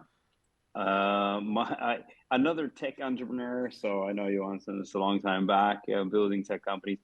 I'm the founder of Toby, the eye tracking company, and before that, a different tech company. And I've been a full-time VC now for 5 years. So I am not sort of only a tech entrepreneur, but that's where I have my background. Now I have formed a VC with several other founders, some really good investors. We are looking to invest in 6 to 8 fantastic entrepreneurs and companies, especially in the Nordic region, every year now for the next 3 to 4 years from this current fund, which we've just very recently announced. So very happy to be here. Looking forward to hearing more about the companies now. So hi everyone. Thank you so much, John, and we are very thankful that you're here joining some of our events and sharing your wisdom with the founders who are joining in. Thank you for today as well. Raga, over to you. Hi, so happy to be here. Thanks for inviting me. Yes, my name is Ragnheiður Magnúsdóttir, always called Ragga. I'm from Iceland, and I've been a part of the Icelandic innovation ecosystem for almost 15 years now, as an entrepreneur and a mentor and corporate as well, and now investor. We at Nordic Ignite, we invest in pre-seed companies. We try to be really approachable. We only started November last year, so we're a 1-year-old company, and what we do to be more approachable is it's easy for everyone, all genders, everyone to just approach us through our website. We have a simple submission form that everybody can use. We also have 23 angel ambassadors on our team, so we not only invest, but we also have a lot of support for our portfolio companies. And our portfolio of companies are 7 right now. So we have already invested in 7 companies. We're really happy with that, and things are going great. Looking forward to hearing from the startups today and giving them as good feedback as I can. Thank you so much, Raka, and thank you for joining us from Iceland. And really, much thanks to your engagement with whatever we are doing in the Nordic ecosystem. Really appreciate your work. And something very interesting, like both from you and from John from Node VC, that you guys are starting up these funding support for entrepreneurs in times when funding crunch is there. So I think this is really good. This is really awesome. It provides a lot of hope to early stage founders in what you are building at Node VC and at Nordic Ignite, Raga. Over to you, Reed, if we can hear about you and Luminar Ventures. Great. Thanks so much, Naimul, for having me again. It's great to be back with you. I'm Reed. I am originally from London, but have been living here in Stockholm, working with Luminar for the last couple of years. So my background is also as a former founder. I actually raised my first VC round when I was about 17. Was living out in Silicon Valley for about a year and a half trying to scale up a company, which didn't work out, but learned a lot of fun lessons along the way. And I should say, I think everybody on the investment team here at Luminar is a former founder, has been on the other side of the table, has raised their own VC rounds. And I think that definitely helps us to work with founders and obviously help them to raise future investment rounds as well. So Luminar has been around for about 6 years now. We're on our second fund. It's about 750 million Swedish crowns. We invest all across the Nordics in pre-seed and seed rounds. We've now made our first 9 investments in the last about year and a half from this new fund. So obviously off to a good start, and hoping to continue backing great founders across the Nordics. Quite generalist. I think our thesis is that there are unicorns being built in the Nordics, and we want to invest in them as early as possible. So we're very much driven by finding great founders here in the Nordics, and sort of allowing founders to come to us with their theses rather than us having our theses and going out and looking for companies that fit those ideas. So that's a little bit about us, and obviously super excited to meet all the companies presenting tonight. Thank you so much, Reed. And just for the community here, Startup Grind will be doing an event, I think, in the 3rd week of November, with Magnus and Jacob joining in from Luminar Ventures. It'll be happening in Park. It's an in-person event. So if you're in Stockholm, we'll go deeper into Luminar's story and the journey of building the VC fund. But Reed, thank you so much for being here, for supporting the Nordic ecosystem, and on being on some of the stuff we are doing. If we can queue up the first pitch right now. So if I could request Erika Johansson to join us from Fellows Futures. And while she's joining in, the basic format for this session is, because we are struggling with a time delay of around 15 minutes now. So we'll around have 7 minutes per startup, which means a quick 30 seconds transitioning in where we talk to the startup, and then 2 minutes of pitch, and then 4 minutes of feedback where the panelists and investors can give really crisp feedback. And so that's what we have. So Erika, where are you joining from, and how are you feeling today before we play back your pitch? Hello, Naimul. Thanks for the opportunity. Really happy to be here and get this opportunity to get this amazing feedback, which is extremely valuable to me and my team at this stage. So looking forward to that. I'm joining from Gothenburg and the West Coast. Thank you. Let's play back Fellow Future. Hi, and welcome to Fellow Future, your impact platform for sustainable trade. Our mission is to create a circular and sustainable ecosystem that creates positive impact worldwide. The current landscape of sustainable commerce faces several critical challenges: fragmented market, lack of incentives, transparency and trust, regulations, and need for education and support. We offer Fellow Future, a unified marketplace for sustainable trade. We help companies to grow in a sustainable way, providing services and goods, education, resources, and tools into one collaborative platform. The market opportunities are huge, and based on the strong demand, our estimated market share in 5 years is close to $1 billion or more, targeting 1% of the global market. Our revenue is generated through multiple streams, through commissions, an early sign-up fee for founding partners, and in 2024, we will add monthly subscriptions for partners. There are many marketplaces around the world, but they do not have the same technology and functionality that we do, and they do not offer services and education to help expand their partners' businesses and sustainability work. Fellow Future raises great interest among a growing number of potential partners, investors, and customers in different industries. So far, we've been able to capture multiple customer groups, and 90% wants to become early adopters. We have a strong team of founders, partners, and advisors with deep knowledge in sustainable business, marketing, technology, and in building successful marketplaces. We're starting in Sweden, and in the coming years, we will expand to the Nordics, Europe, North, Central, and South America, and beyond. We're raising $500,000 in pre-seed funding, and with these funds, we will be upgrading our platform, grow our network team, and to start expanding internationally. Thank you very much. If you have questions or want to know more, please contact me. Thanks. Thank you so much, Erika. The way it works is we don't have the digital hand show up, so just go ahead, raise your hand who wants to give the feedback first. So let's Johan and then John. Thanks a lot for the pitch. I've built a marketplace myself. That was a key part of Fishbrains. So I love the model. It's extremely hard though, because naturally building a marketplace, you need both supply and demand, and you need them both at the same time.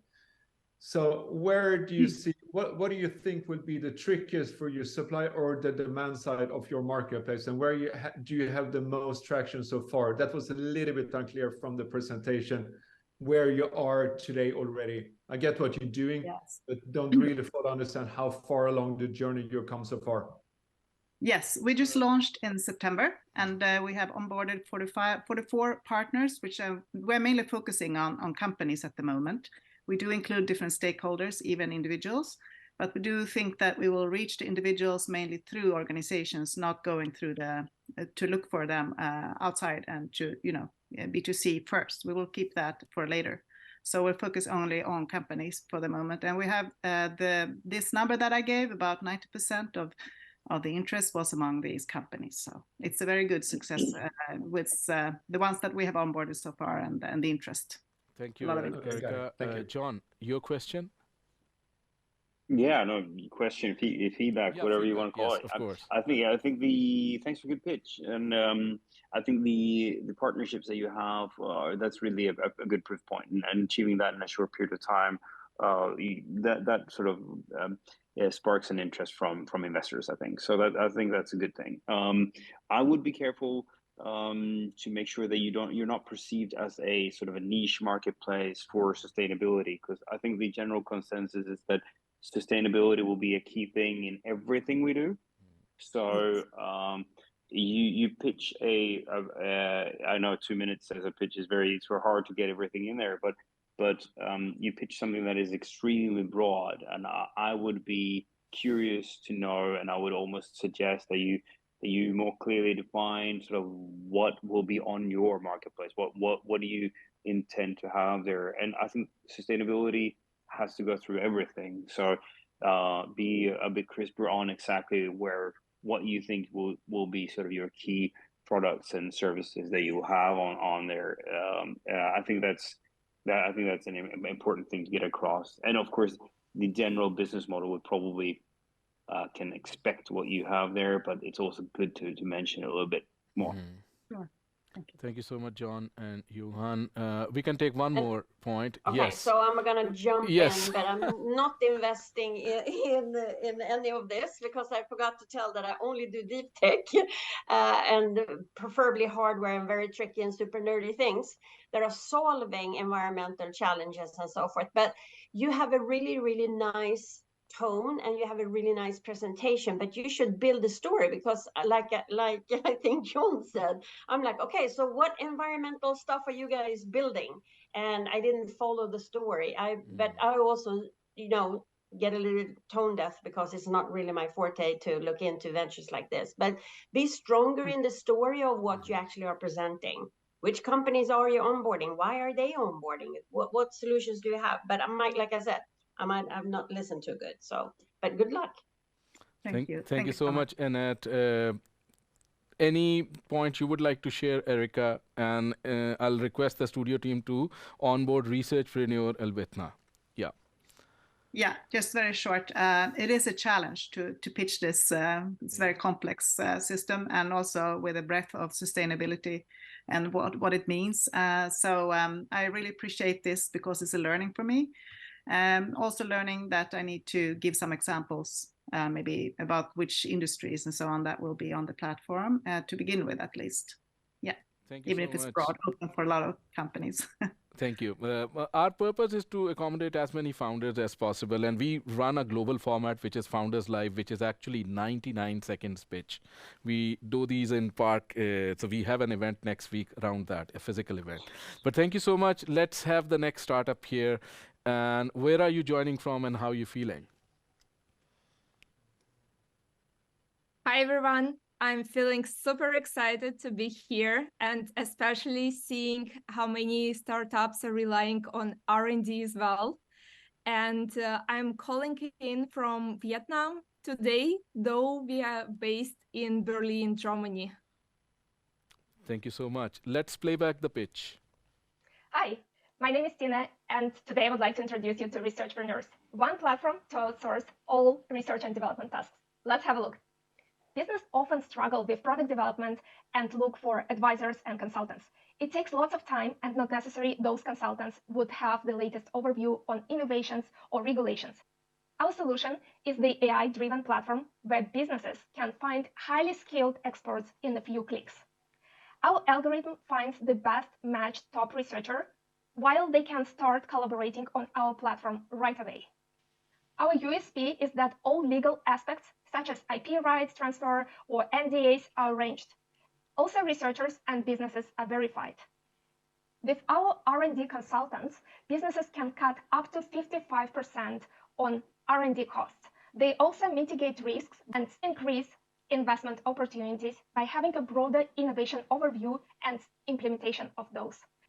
We work on the subscription-based model for businesses and researchers, plus we also charge the SaaS fee. Our market opportunities are enormous. R&D landscape for EU, Germany, and then later on we scale it down to potential customers who are tech Series A+. We're coming to 36 million in Germany only. Currently, we operate already EU-wise, and we also heading towards the global operation. Currently, we are looking for 850K for the next 18 months in order to develop our product, to expand our team, and also to achieve the goal of the user growth on average of 30% on annual. And in the future, we would like to become size B's hub. And for those development, we also need the investments. Our team has all necessary skills and expertise, and we also have a quite large group of supporters, which makes us very happy.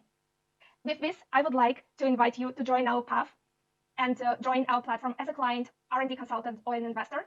Let's discover, collaborate, and innovate together. Thank you so much. That was a little quick, but thank you so much for compressing it.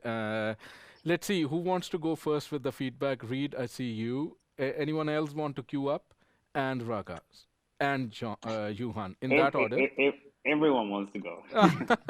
So Reed, let's start with you and see what we can do. Yeah, thank you so much for that. I mean, to be honest, I think speeding it up maybe made it a little bit harder to understand. There were parts of it where I just completely lost you. But something that I think would be really important to explain quite early on in the presentation is how you acquire these researchers. What is the process for you to find high quality researchers? Because at the end of the day, this is a very competitive space. I've met many marketplaces purporting to be great expert marketplaces, and what obviously differentiates them is the quality of the researchers, the quality of the experts in the marketplace. So having some kind of model or explaining how you do that, how much that costs, how that's scalable, all of that's going to be really, really important. So I would open with that, but also definitely slow it down a little bit, you know.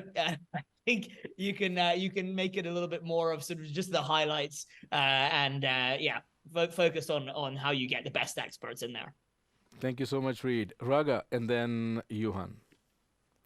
Yeah, thanks for the presentation. It was fun. I was, trying to keep up with. It was quite fast, but I lacked a little bit of a story behind it. I think.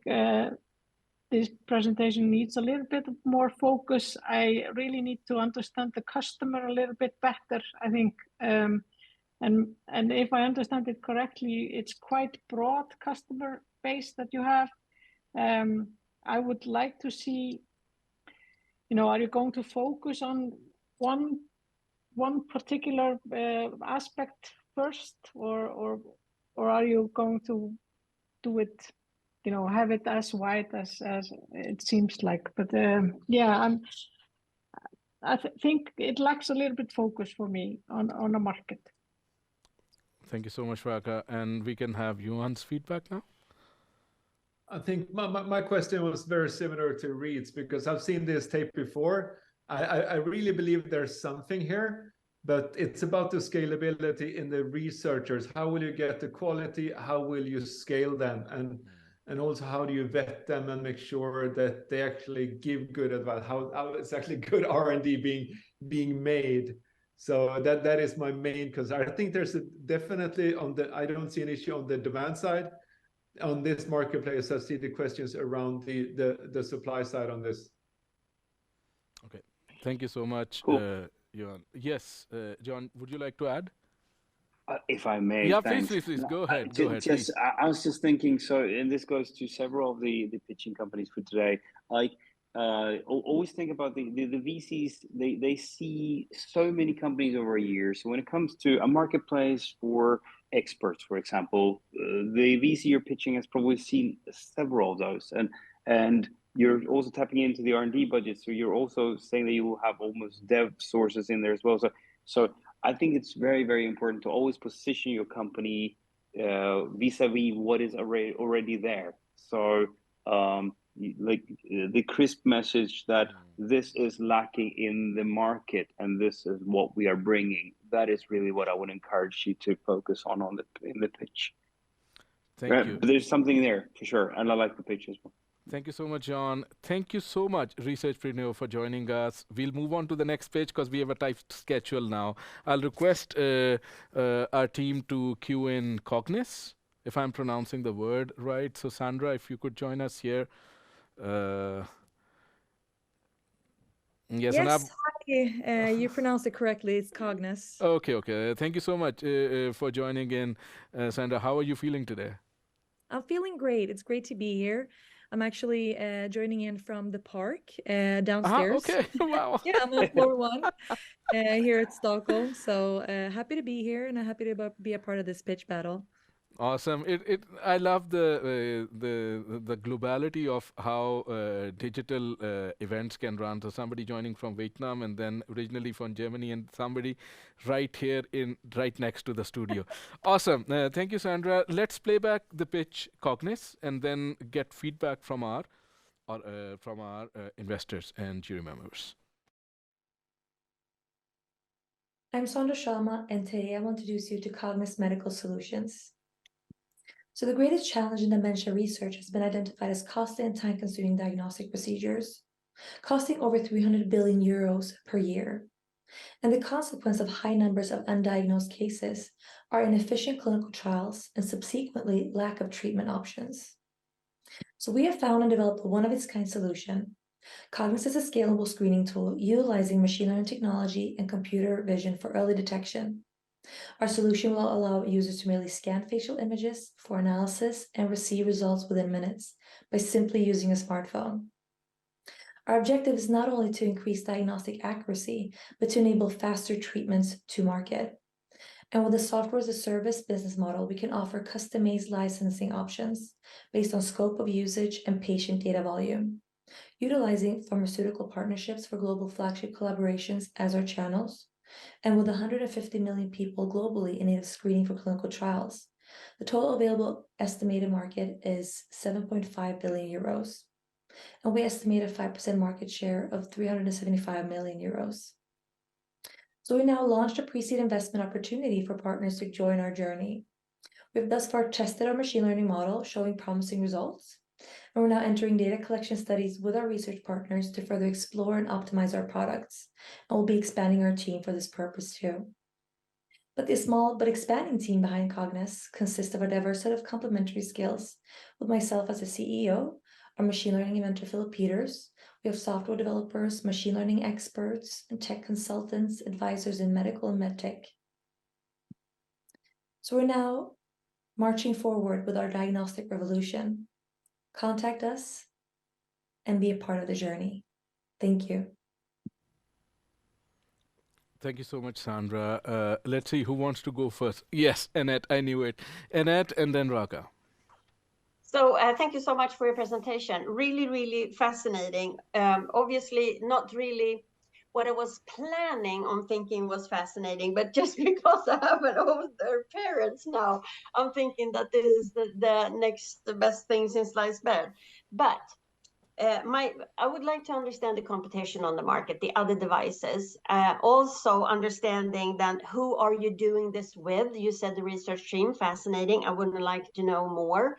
And then also with the results that you're doing, what are you actually doing? What is your deepest sauce secrets that you have on this? Because if you have this, we're looking into other places where you could use this form of technology. I think it's really fascinating.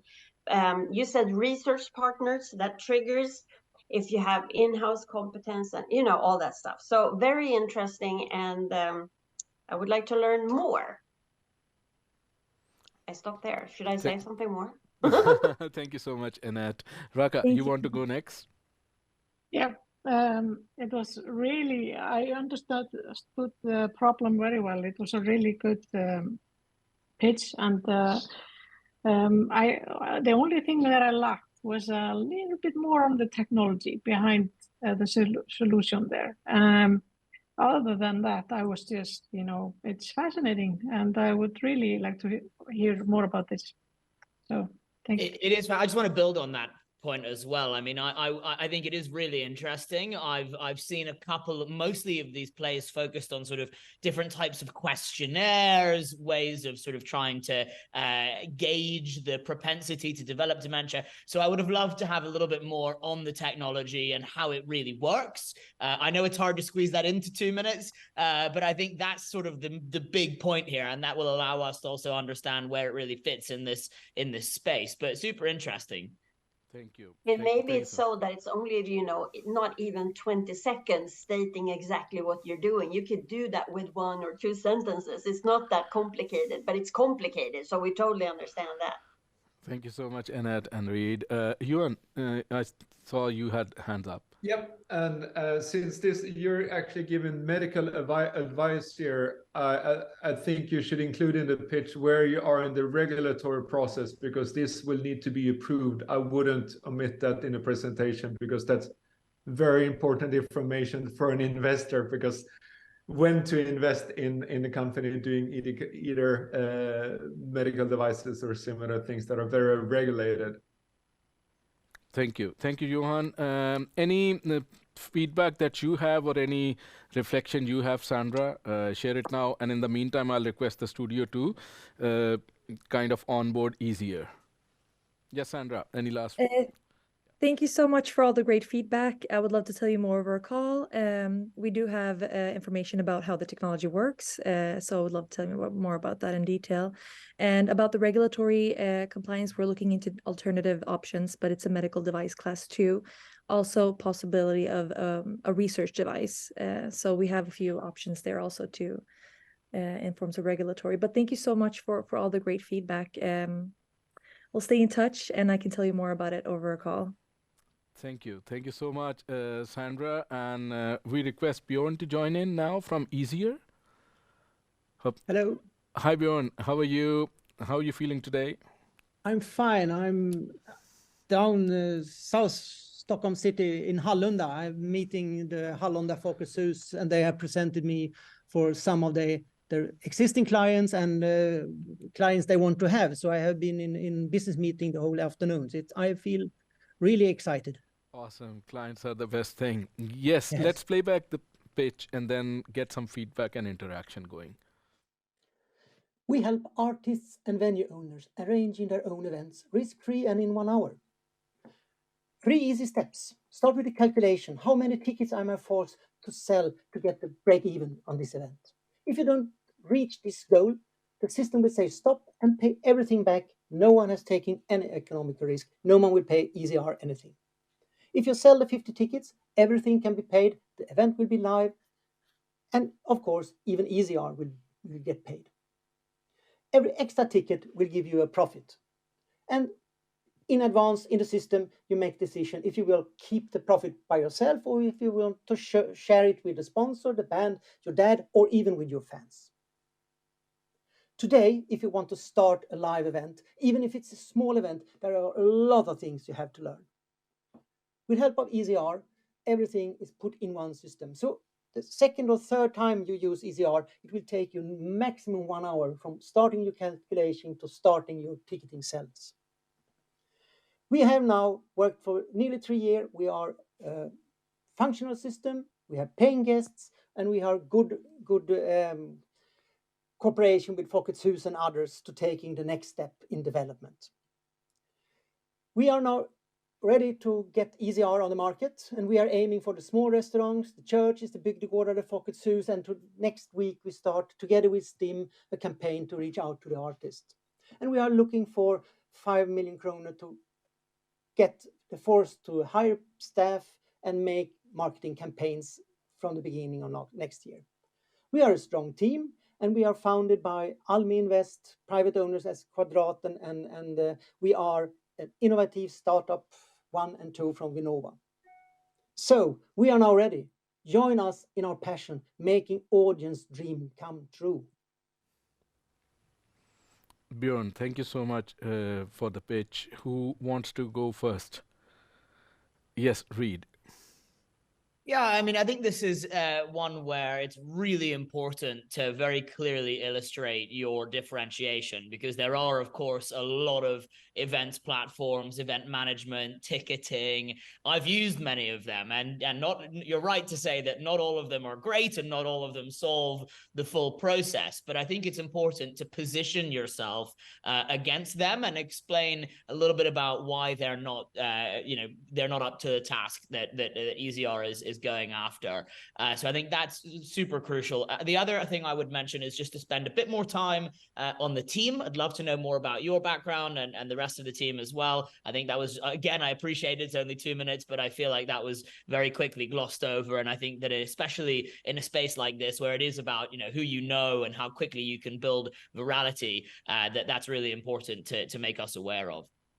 Thank you so much, Reed. Yeah. Yes, that was instantaneous.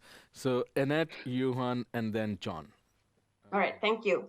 Thank you for your presentation, Björn. I'm thinking, do you really need other people's money instead of selling what you have and then sort of make the business out of that? Because it becomes really, really complicated, and it sucks the living daylight out of you also to do the pitching to receive the funds instead of being out there and selling what you actually have and start moving the business forward on that way instead.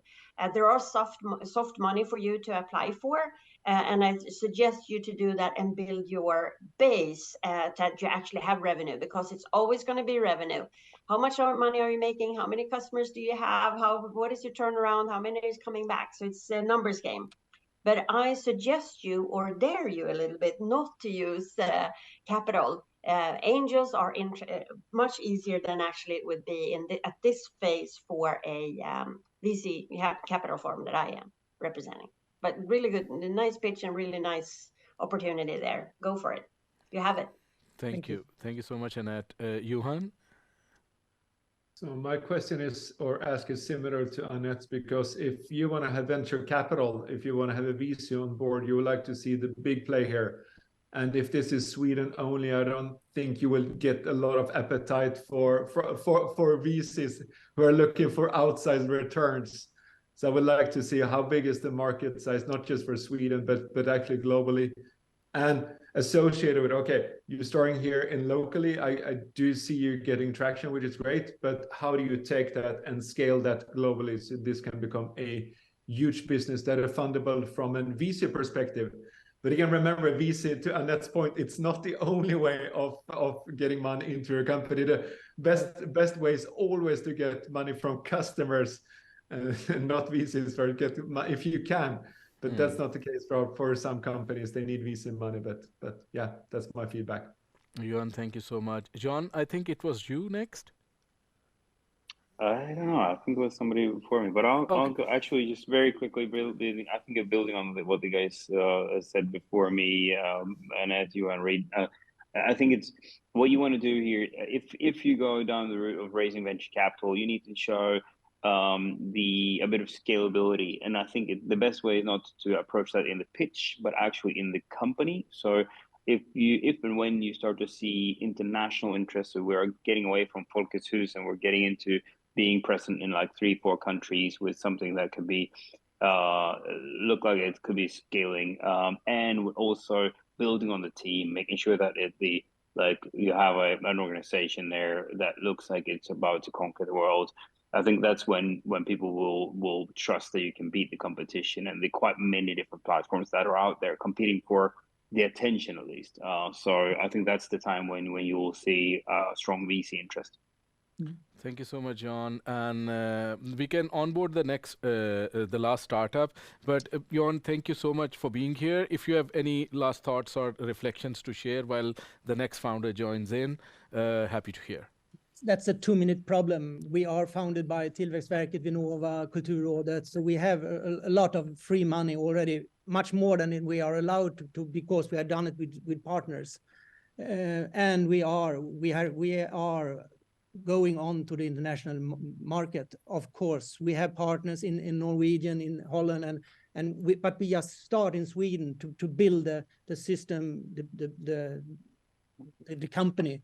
And if we got the money and the 5 minutes, it's just to take the step out in Europe, because the need is bigger there and than in Sweden, because they don't have focusers. They are more individuals. Okay. Thank you so much, Björn. Thank you for a nice pitch.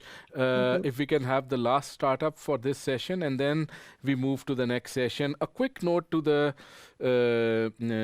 panelists and startups here. This event is being run on 2 tracks right now. So all panelists and startups are joining into the studio format, which means you don't see the audience, but the actual event for the community is going out on a webinar. So once you tune off, you can always go back, register, and join the webinar version where there's a chat is on fire and a lot of questions are coming in. But thank you so much. Let's have the next startup. And Jaskul, you're here. And how are you feeling today?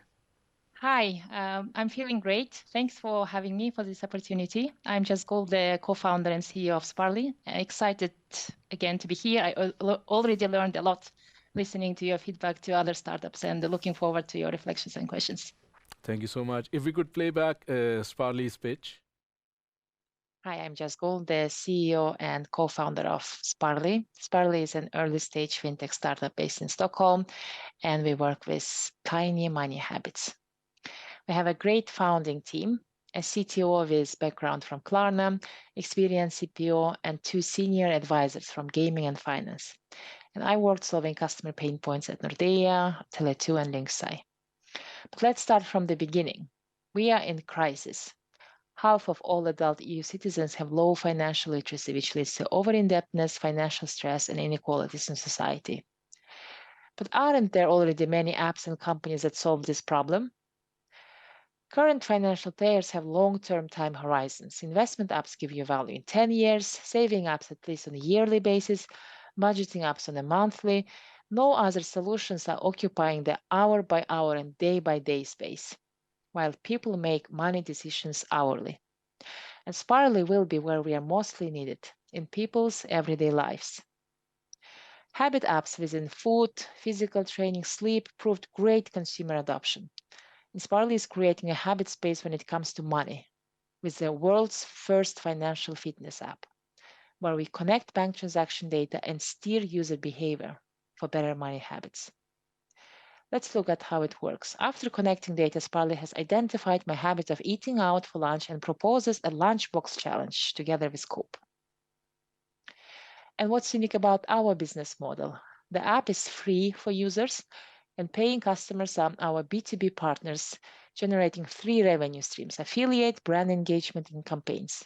Now our partners are seamlessly integrated in the app experience. And we've already have a head start. We've launched an MVP, done extensive user testing, and signed number of paying partners. Right now, we are raising 1.5 million Swedish crowns to build a great product and prove the retention metrics with 9-month runway. So join us on our journey to bring financial fitness for millions of people. Thank you for your attention. Thank you so much, Jaskul. From Sparly, Raka, and then Reed. Hi, thanks for your pitch. It was good. It's a good story. I could follow it very well. I think there's a lot of competition in this space, but you have a special twist on it, I think, and I feel like you're doing a unique thing. So that's really good. I just wanted to hear a little bit more about how your customers can use the app for their advantage. So there's a little bit more. I think I know how you're going to do it, but I'm not really sure. So if you can expand a little bit on that, I would be really happy. Okay. So, I think it's a great idea. I was talking actually to my 16-year-old sister a few months ago, and she was complaining that she has no idea how to value money. For her, it's literally just numbers on a screen, and it's definitely a problem in her generation. But I think actually for many young people, it's a big problem. The question I have really is why you need to raise this pre-seed round if you have a great CTO from Klarna, right? I think one of the things I like to tell founders at pre-seed in particular is this is the most expensive round of funding you're ever going to raise, right? I mean, you're going to have to give away a lot of your company for 1.5 million crowns, which is not a huge amount of cash. And if you have a great CTO who's been building products in fintech for a while, they should try to build the product and get some early proof points before you even take in any external capital, so you can then, have a more valuable business and raise a bit more money in a proper seed round. So that would be my only advice and feedback from the very short pitch we have right here today. Thank you. Thank you so much, Reid. Johan? And then Anette. Basically following on the Reid here, because it's extremely hard for VCs to get consumer apps right. There are many fails on the wins. So in this case, you really would need to prove some traction to me before getting money. I think there's something there. Is it competitive? Yeah, it's super competitive. But for me with Fishbrain, we now have 15 million registered users and raised 70 million euro in venture capital. I couldn't raise until there is actually some proof points on. You talk about the stickiness and retention because this will be a retention game. It's quite easy to get users to download and try things out. But are they sticking around? How does month 6, year 1 retention look like? Not week 2, not week 3, but actually what's the long-term retention in something like this? So I would really recommend that you get it out because it's quite inexpensive today to get something out and actually to show. It's not about volume in absolute numbers. It's more if they are retaining or not. So you can actually see that there's inherent stickiness in the product, which you need to prove to me. Thank you so much, Johan. Nice points on stickiness. Anette? Well, I like this. I did actually deep dive into all these apps with how to save money using Dreams. So I recognize a couple of the logos that you had, which I think the story should build on.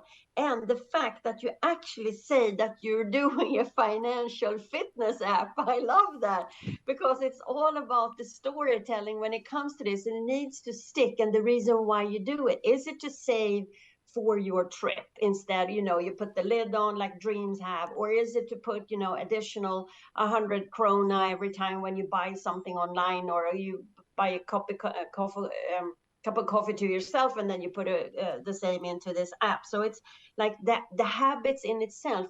I would love to see how this sticks, like Johan said, because it's all about having people to understand. I don't even recognize the Swedish paper money anymore because I don't use it. I'm just tapping my phone and doing all that stuff. But it still is the same importance. We still need to save money for our retirement. We still need to understand the fantastic phenomenon of ränta på ränta. I don't even know the word now, but all these things. So I think you really have a good story and you're hands-on, I think. And with the people that you have, don't fundraise now. You're giving away way too much of your company, and you eventually, like, ask Johan to be one of your advisors because he really has the experience, and even Reid, that because they were investing in this segment for a long time with the first fund, I believe, with about addition and so forth. So try to find what you can do. But I really think it's really an interesting way of telling the story about it. Sorry about that. I became lengthy, but excited, of course. Thank you so much, Anette. And with that, we reach the end of the second round, which is pre-seed. Jaskul, thank you so much for being here. Maybe take 30 seconds, and if you have any reflection point to share with the jury, please go ahead. I just want to say many thanks for all your feedback and input. It's really helpful, and I'm happy to chat with you later on. Thank you. Thank you so much, Jaskul. And a big thanks to our esteemed panelists today. Really happy that you could join us. So Anette, Johan, John, Raga, and Reid, thank you so much for being here. Thank you. Awesome. Thanks for Our pleasure. Thank you. Thank you. Thank Thank you. you. My pleasure. Bye. Bye. Thank you. With that, we move to our last round, which is the seed and some beyond seed startups that we have. And we have an interesting mix of startups. So I'll request the studio to now kind of onboard our next panelists. So if we can have Arc Capital, Spintop Ventures, Well Street, Seeders, and Plug and Play here. And in the meantime, I would also like the startups listening to this, because as I mentioned earlier, this event has been run on 2 tracks. So startups and panelists are joining a closed environment where they can interact much more smoothly, while the larger event is being broadcasted on a webinar to the community. So you cannot be on 2 sites together. Zoom probably would not allow that for that to happen. But I see some faces now joining in. Let's see who is here. Yes, Thomas is here. Carita is here. Jonas is here. Everybody's here. Yeah. Jessica is here, and so is Axel. Great. Thank you so much for joining in, everyone. We'll take the first 5 minutes to go around the table, virtual table, and kind of hear a little bit about yourself. So tell us who you are, how you help startups, and what does your organization do? And we go alphabetically. So maybe we can start with you, Axel. Thank you for having me. So I'm Axel, one of the founders of Arc Capital. So we are a AI-driven lender to fast-growing tech companies, so startups and scale-ups. So we do pretty sizable and long loans to tech community.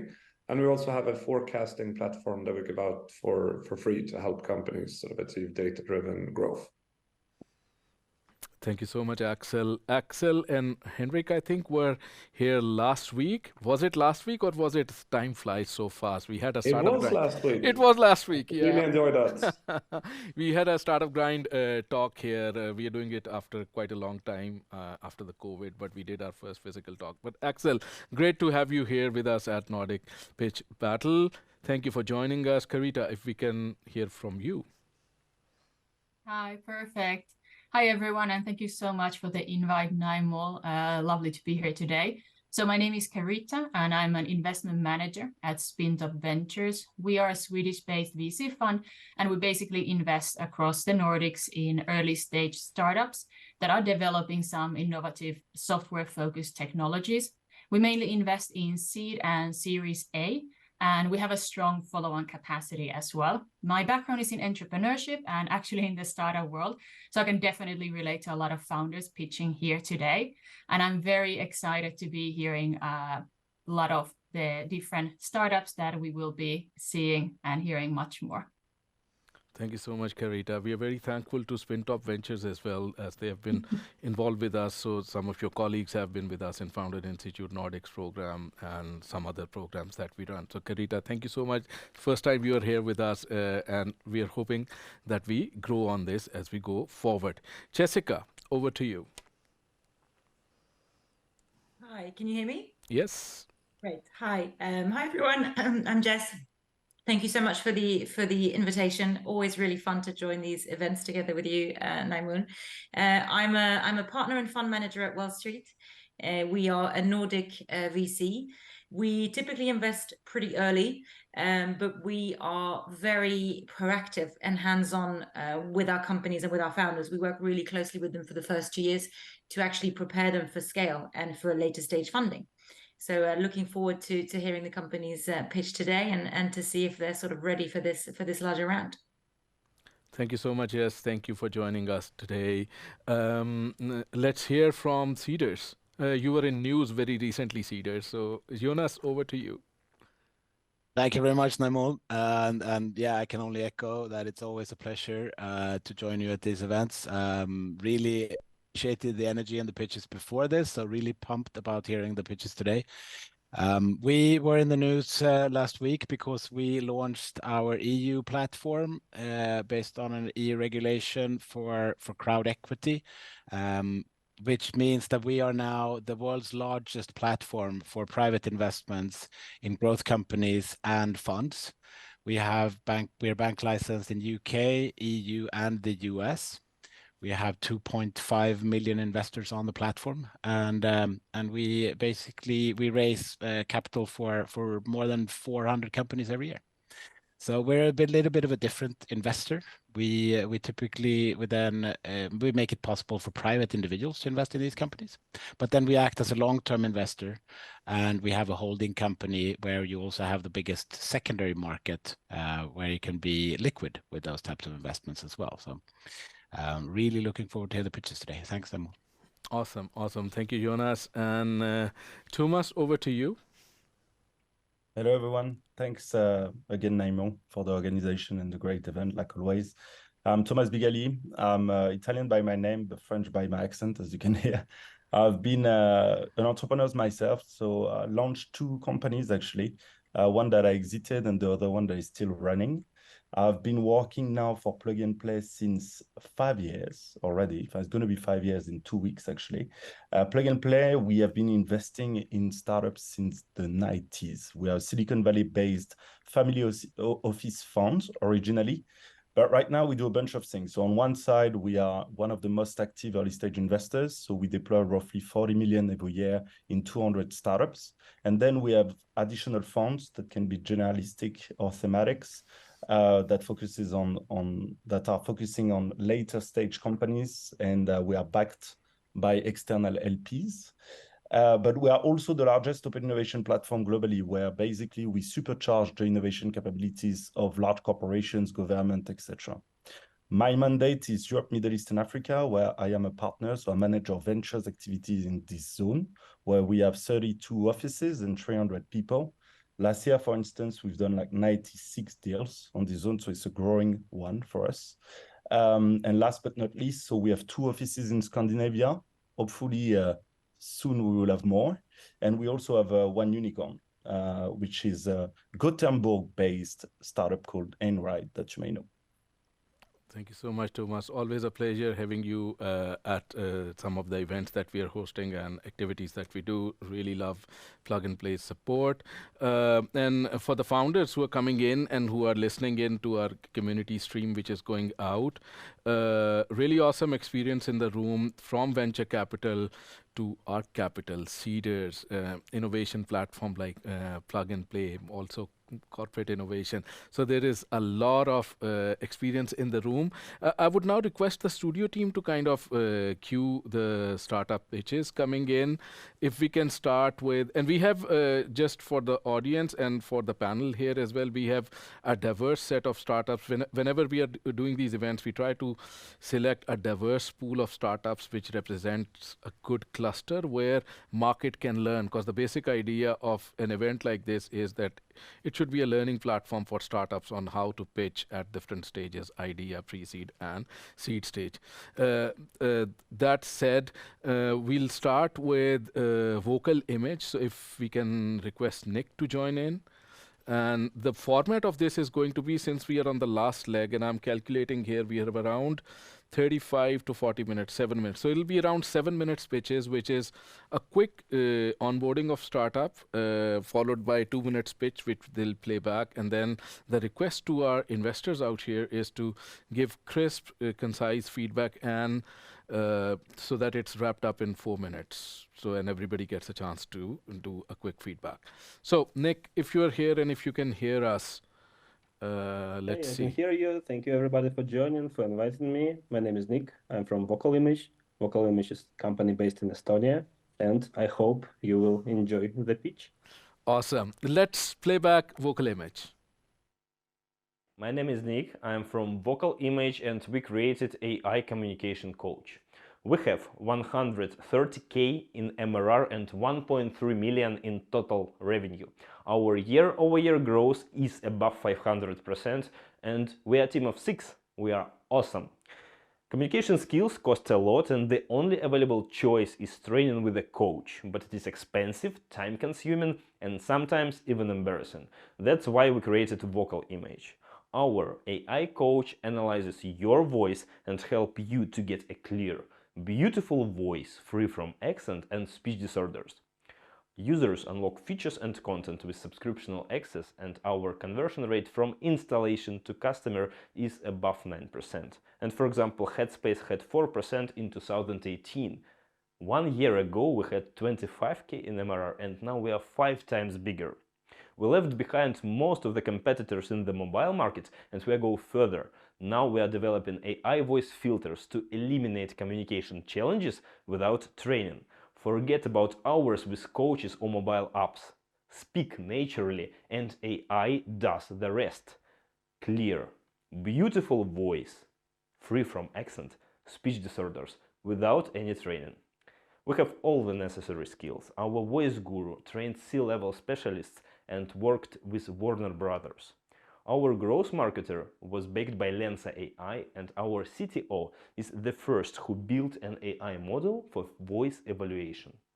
We are raising 3 million to reach 100 million ARR in the next 6 years. And just imagine if people can speak clearly, with a beautiful voice, without accents, speech disorders, or any communication challenges. My name is Nick, I am CEO of Vocal Image, and reach me to become part of this story.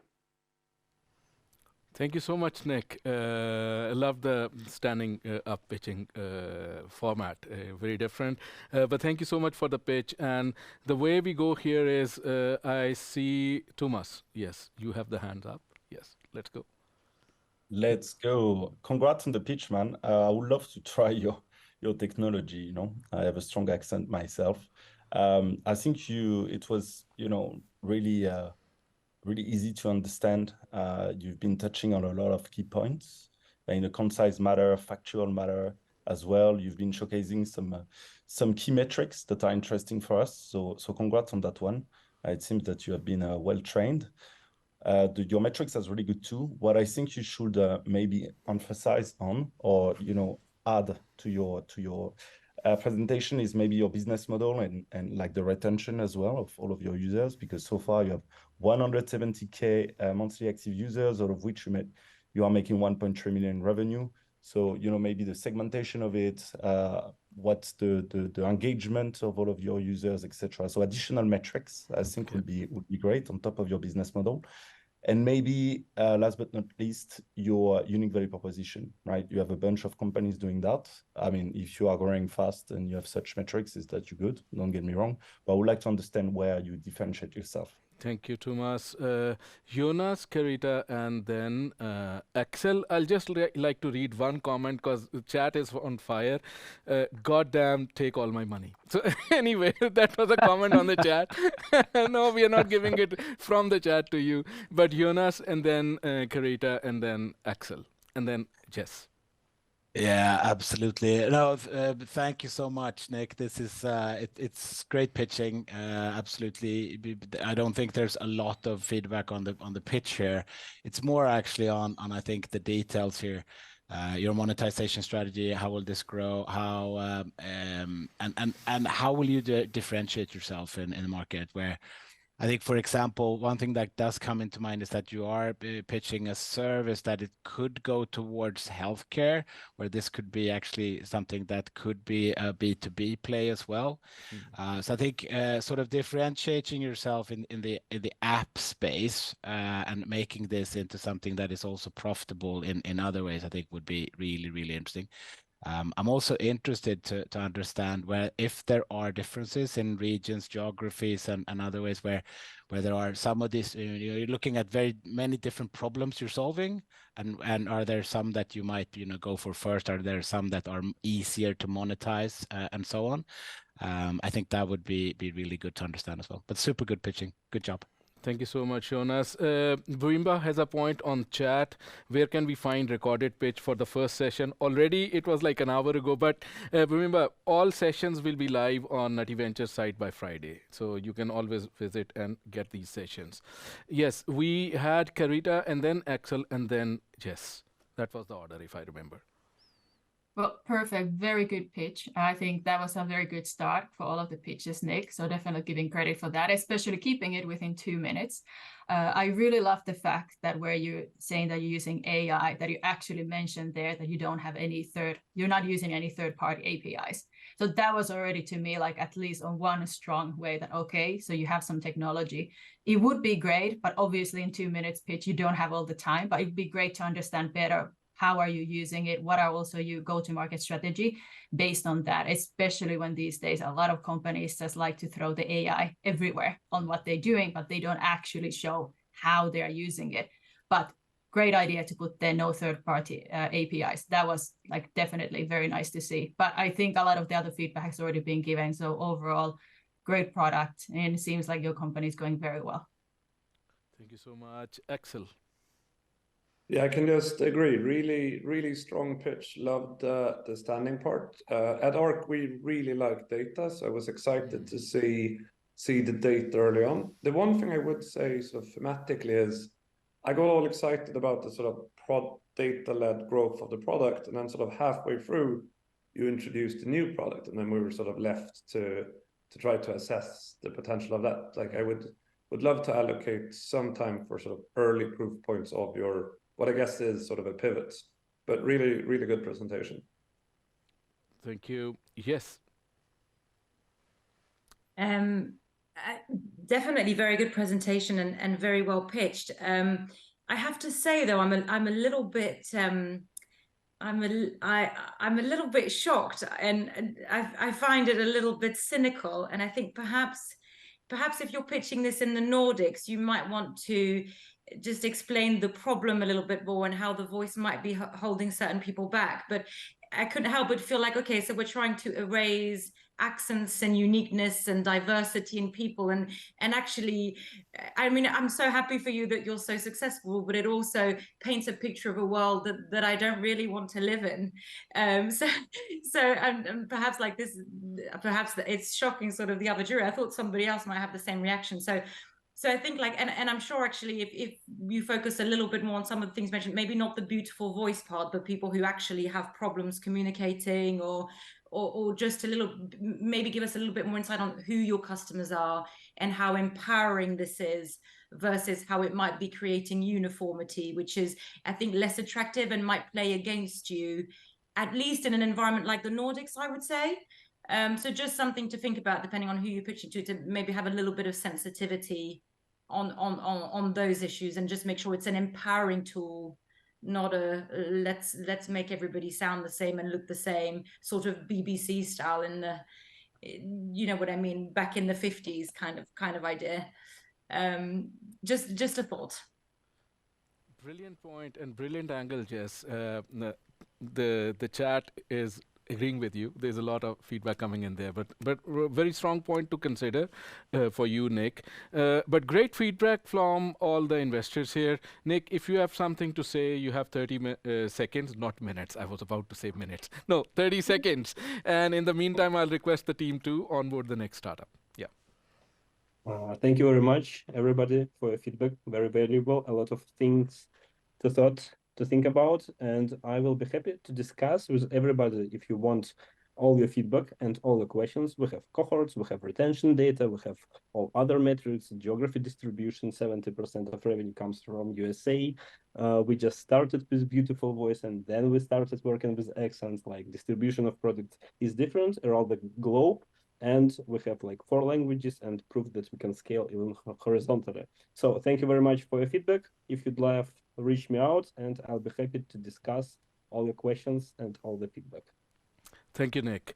May I now request Lisa to join in from Monthly of Sweden? That's our next startup.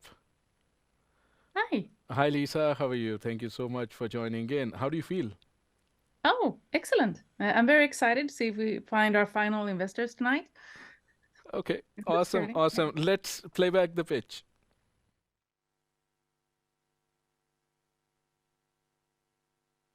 Every day, 800 million women around the world have their period. Since our launch in 2015, MonthlyCup has empowered over 230,000 of them. Available in 1,200 stores across Sweden and Norway, we're in strategic partnerships with giants like Coop and Lindex. Our innovative menstrual cup is not just a menstrual solution, it's a movement. One cup offers 12 hours protection, reusable for 5 years, eliminating 1,600 tampons and pads each, or as I call it, freedom. However, our aspirations stretch further. So let's go into the new products we're developing. Introducing Motherwear, period panties designed for a modern woman. Unlike major brands using harmful silver biocides to kill bacteria, our hemp-based material is naturally antibacterial even after 100 washes. Motherwear will be launched around the turn of the year. Next is Inconti, addressing the $10 billion incontinence market, affecting half of all women, particularly post-pregnancy. Our innovative intravaginal support is designed to prevent urinary leakage effectively. Work on getting the CE mark to sell this medical device is in full action, which is a costly process with great potential. Paired with this, we're launching a pelvic floor training app, which hopefully will be an extension to healthcare. Our dynamic team with deep expertise in tech, product development, and sales is set on our vision to reach 100 million SEK turnover within 5 years and an IPO. After a tough pandemic, our resilience has shown through a 50% sales growth compared to last year. We have secured more than half of our investment in phase 1, and we invite you to join our groundbreaking journey. Partner with Monthly of Sweden, where innovation fuels empowerment. Thank you so much, Lisa, for the presentation and the pitch. And over to our jury and panel for who wants to go first on this. Yes, Jess, over to you. Hi, thank you so much for a great pitch and an exciting company. And now I realize I've definitely seen your products around, given how many you've sold.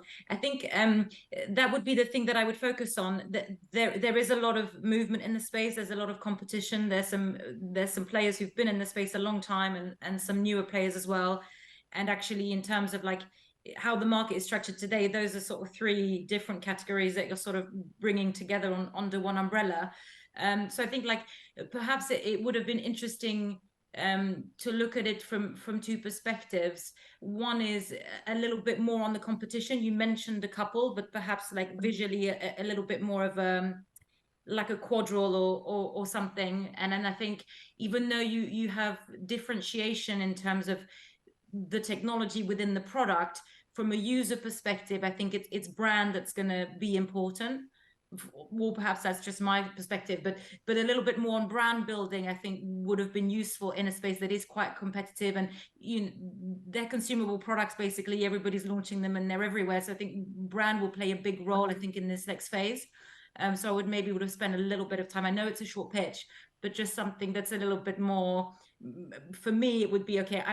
I would feel as an investor that I'm really investing in the brand, actually, more than anything else, and that would be what I would need to believe in. So that would be my only comment. Thank you, Jess. Who wants to go next? Carita, yes, over to you. Hi, thank you, Lisa, for the pitch. It was really lovely to see already not just the traction you have, but also I think the impact that came through that you're trying to be achieving with your company. As basically already, Jessica was mentioning, it'd be very nice to see a little bit more, especially since you're doing fundraising. What is also the goal with your fundraising? Since how are you differentiating with your product, especially as you're launching 2 different new ones? So to me, that also seems that should you potentially focus a little bit more on the current one instead of trying to already scale with so many new different products, but just to get a better understanding of the go-to-market strategy that you have, and especially on the differentiation, especially if it is around brand, or what is really the key value proposition that you bring also from the user's point of view. But overall, it was very lovely to hear about the company, and I have definitely also seen your products in the store. Okay. Yes, thank you, Carita. Arc Capital and then Plug and Play. Yeah, congratulations on your success. It's a big milestone to get the sort of big distribution partners. For me, whenever it's a physical product, since sort of margins and unit economics tend to vary quite a bit, I'd always love to see some type of qualifier on this, even though one imagines this can be a very sort of profitable category. But that's the one thing I would add, but really well done. Thank you. Yes, Thomas. Yeah. Thanks a lot, Naimul, and congrats.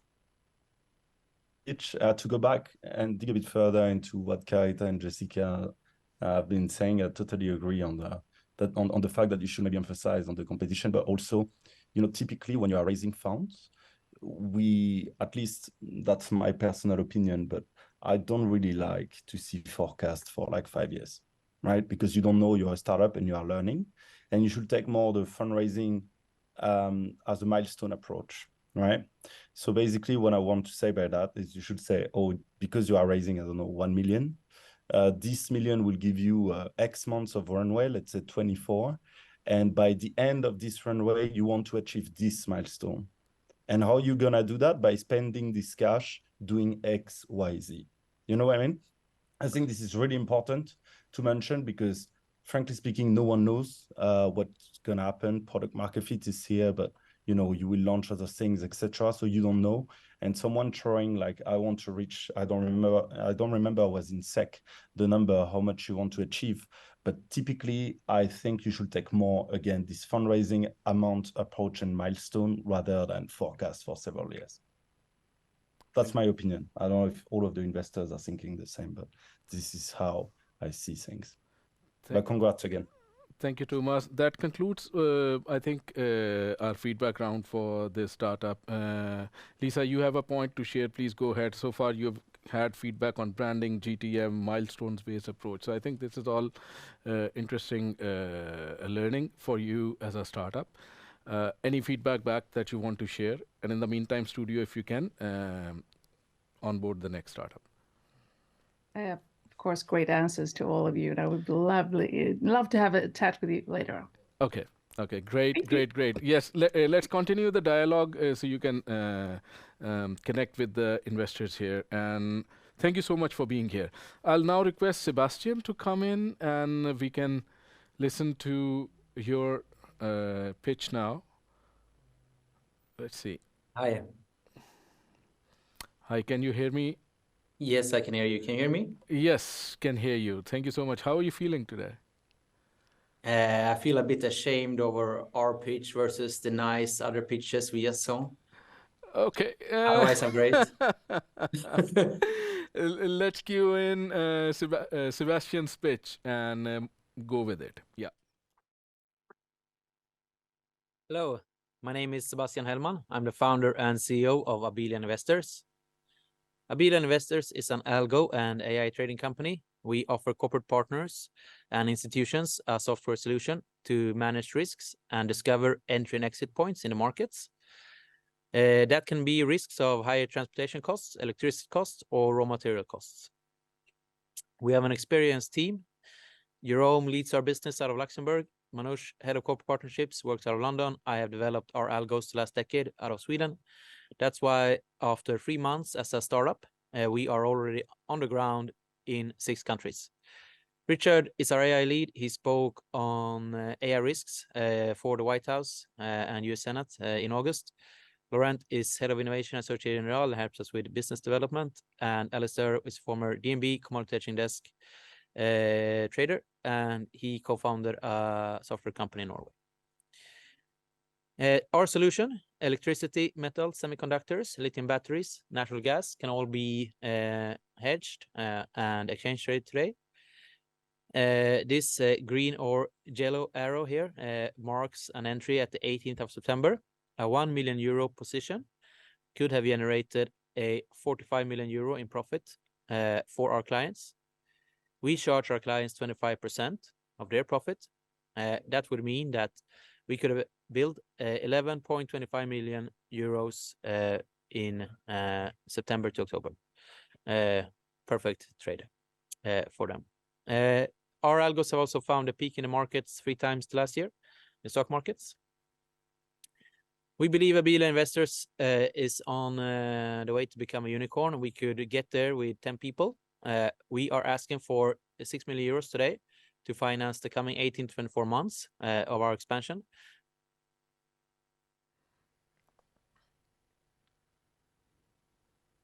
That's what we do. Okay, awesome. Who would like to go first? Yes, Jonas and then Thomas. Hey, Sebastian, thank you so much. Well, first of all, I work in Citizen Republic, which is a huge global financial system where retail equity is at the core. So to some extent, I feel like I'm in a little bit of an internal meeting here, talking about the future of assets and how to turn assets into securities and such. So I mean, to some extent, I definitely see that you're on something here. But I would like to sort of paint the picture a little bit. What does the market look like? You know, where are you building your business? You're really selling yourself as a competent service provider in this business, and you are selling yourself in terms of the relevance for the value that you're building. But I have a hard time understanding what the business is and where you're scaling and where you're taking that. So that would be super interesting to sort of understand more about what is the bigger picture here. The other thing I want to say is that AI, as we all know, the competition there is fierce. So how are you differentiating yourself, and what are the competition doing, and you know, what does the space look like, so that we understand what the vertical is and so on. But thank you so much. Yeah. Did you see that our AI guy spoke for the White House? And as an honorary professor in AI, he's also me myself. I worked at the highest level in the world in business for a couple of years. Our algorithm has been proven the last 6 years, so there's no question about what we can achieve. So my comments are not about, you know, challenging whether you can or cannot do or whatnot. It's just that, you know, if in terms of a pitch, that's what I would have liked to see in the pitch a little bit more concretely pointed out. Okay. Thank you. Thanks. Thomas, were you next? Yeah. Yeah, sure. I mean, I can cover quickly. In any case, frankly speaking, Jonas covered a bunch of things I wanted to mention. I think, you know, overall, you've been starting with the solution, but without saying much. Then you spoke about your team, then all of your advisors, putting like all of the lights on them because they seem top notch. And then you basically explain what's the business model and what's the added value of your solution. But as Jonas was saying, you are missing a lot of other parts that are really key for us to understand what you want to build. You know, team is one thing, especially at early stage, don't get me wrong, but it's not everything, right? And to have superstars, trust me, it can be good, but sometimes not necessarily, right, in your team. Bear that in mind. Last but not least, you said that you are already in 6 countries, but you did not share any metrics with us. So how many clients you have, are you generating revenue, et cetera, et cetera. I would love to, you know, have your unit economics to see factually where you stand at the moment. That will be my my comment. But thanks for the pitch, and looking forward to seeing what you're gonna achieve. Did you know we had a 2-minute deadline there, 2-minute time frame to introduce our company? Of course, I know it's challenging. It's an art, the art of pitching. Okay. We have to give you constructive feedback, right? Okay. I know. We're in money making. Do you want to make money with us? We are in VC. we know what is making money. Okay. Thank you. Cheers. Okay, so we have a couple of queries in the chat. People want to learn about your solution. So you can, if somebody from your company is also on the chat side of this webinar, they can probably get in touch with Johan Per and others who are raising questions over there. So any further feedback from the panel? Arc Capital, yes. Yeah, I think some fair points raised around sort of qualifying performance. I think, I mean, in this format, maybe we take that as a given. The one thing that I'm sort of left curious about is, it sounds like if it works, the strategy is pretty self-containing, but sort of the need for the funds and the actual product you're building, apart from a sort of trading strategy, that wasn't entirely evident to me. Thank you so much. So we can now request Sebastian. Do you have any feedback or point or reflection to share with the panel I've been here? one of the best companies in Europe so far, and we have a 60 million euro valuation. We can be a unicorn with 20 corporate partners. I showed that we would have turned 1 million into 45 million euros in 3 weeks. It doesn't get any better than that in our industry. That's why I have the equivalent of a Nobel Prize in mathematics, and as a partner in Africa at the World Economic Forum in Davos. I've been invited to work with the CEO, the year. Battery CEOs on the S&P 500, and we will get there. That's the main difference between us and the others. Thank you so much, Sebastian. I'll now request the team to move to the next startup. Sebastian, thank you for a nice pitch, and thank you for the feedback from the panel. We have Worthmore joining us. Tegan, if we can have you here. Hi, Tegan. Where are you joining from? Hello guys, how you doing? I'm joining from my living room here in Copenhagen, Denmark. So I'm really happy to present my new telecom startup to not only the investors, but everybody who is listening in from Denmark and hear what you guys have to say about our product. Thank you. We love it. Tegan, thank you so much for joining here. Let's cue in the pitch. Hello guys, my name is Tegan and I'm the CEO and founder of a company called Worthmore. We're a new telecom company on a mission to redefine what our mobile subscriptions can be. The idea started when we found out telecom has one of the highest customer acquisition costs in the world. In fact, last year they spent 18 billion euros on advertising alone. We think this is a giant waste of money. But how can you grow if you don't spend money on ads? Well, we believe by doing good things, we can build a grassroots movement of individuals who want to support our brand. So we began developing a network of influencers to help us fight wasteful ad spending. Combined, they have over 500,000 unique followers in our launch market alone. They partner with us because instead of wasting money on traditional advertising, we pledge to contribute 15 krona per subscriber per month to supporting cool people, projects, and organizations making the world a better place. Like Mary and She for She, who works on ensuring young girls everywhere do not have to suffer the effects of period poverty. Or Lucas from Clean Sea, who has already removed thousands of kilos worth of plastic from the Nordic seaside. If we reach our target of 50,000 subscribers in the Nordics, we would be contributing over 750,000 krona per month each month to this pool. Internally, our goal is to lock down the influencer marketing channel that telcos are traditionally very bad at and develop a new marketing and growth strategy that could make us an attractive future partner or acquisition target. Our subscriptions are both reliable and affordable, offering more features at a cheaper price than the big four telecoms in the Nordics. Our aim is to be a premium, full-featured telecom that allows customers an option to put their money where their values lie. We're a small and diverse, experienced team out of Copenhagen that's been working on this project for nearly 2 years, and I'm excited to say that as of today, our network is officially activated. So if you're living in Denmark, you can switch your mobile phone subscription to us easily through our website, worthmore.io. Currently, we're seeking 500,000 for the next chapter and to help us redefine what a mobile plan can be. Thank you guys for listening, and if you or anyone you know is interested, please reach out. Thank you so much, Tegan, for the pitch. I'll now turn to our jury, who would like to go first. Carita, Jonas, Jess. Okay, in that order. Well, first of all, thank you, Tegan, for the presentation. I really enjoyed seeing that you are also doing impactful business. So I think that was something, definitely giving credit for that.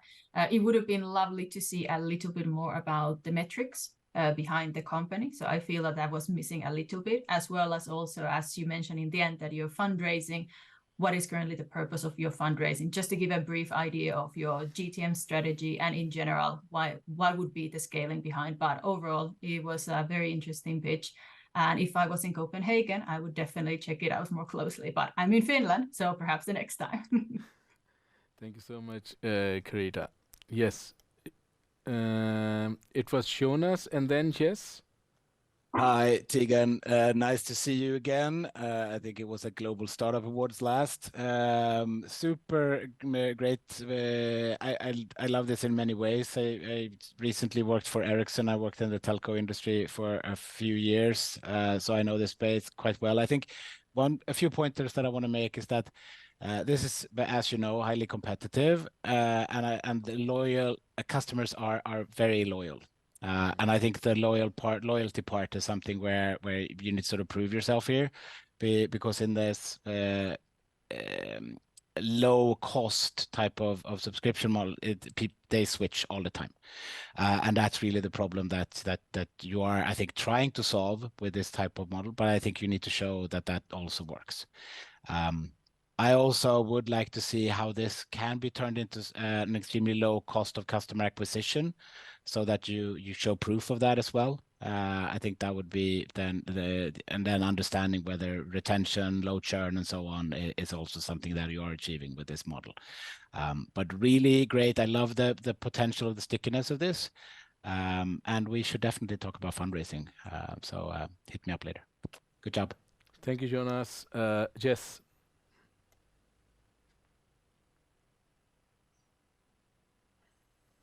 Hi, Jess. Sorry. We can't hear you. Hi, sorry. Yeah, I was struggling to unmute. Thank you so much for a pitch. Really, really fun. Really interesting way to pitch it. And I sort of feel as though I mean, kind of like Jonas said, you basically pitched us the strategy for market entry and customer acquisition more than you pitched us the business, which you know, I'm not against. I think that's interesting, and perhaps that is the differentiator. But I would be interesting to hear a little bit more on the business itself. Like, how are you going to compete as a telco and subscription provider? Because then I think from a strategy perspective, like if that's the uniqueness, then why have you chosen that business? It could have been something else, sort of any traditional industry that typically doesn't know how to play the game that you know how to play, or focused on, okay, let's not spend money on marketing, let's spend it on good causes, and that will get us the users. So yeah, interesting, but I would still be more interested in understanding the business I would invest in than purely the strategy of customer acquisition, although I think it's obviously part of the uniqueness. But you could still pitch it that way around, but I think you just need to rebalance it slightly on the actual company and business, even though I like the freshness of it. Just make sure that the balance is there, I would say. And then, as Jonas said, then really pitch the advantages of the strategy if that's really what you want us to invest in terms of, okay, how does that result in the CAC and LTV in the long term? Thank you so much, Jess. We have some questions here from the community who are saying they want to connect with the founders. So we will post the LinkedIn links for the founders who have pitched today on the Nutty Ventures page. Thank you, Baram, for the question. Any more feedback from the panel here? Yes, Thomas. Maybe quickly, because we've been covering a lot already. I totally agree with the last comment that Jessica was mentioning. I was not really sure about what you want to build. I mean, it took me some time to understand that actually you want to be a telco operator yourself. And then I would like to understand, like, you know, how you want to differentiate yourself. But that we've been covering. Maybe towards the end, so it's good that you are sharing your goal, how much you want to raise, at which dilution. What I will do first is don't give specific numbers, rather put ranges. I think it's always safer for you. And maybe, you know, when you raise money, 20% is the, let's say, I mean, generally per round, you dilute yourself between 15 to 25, right? So when you negotiate with investors, try to put that down, and then they will put that up, and then you will find a common ground, especially at early stages. I mean, that's for you.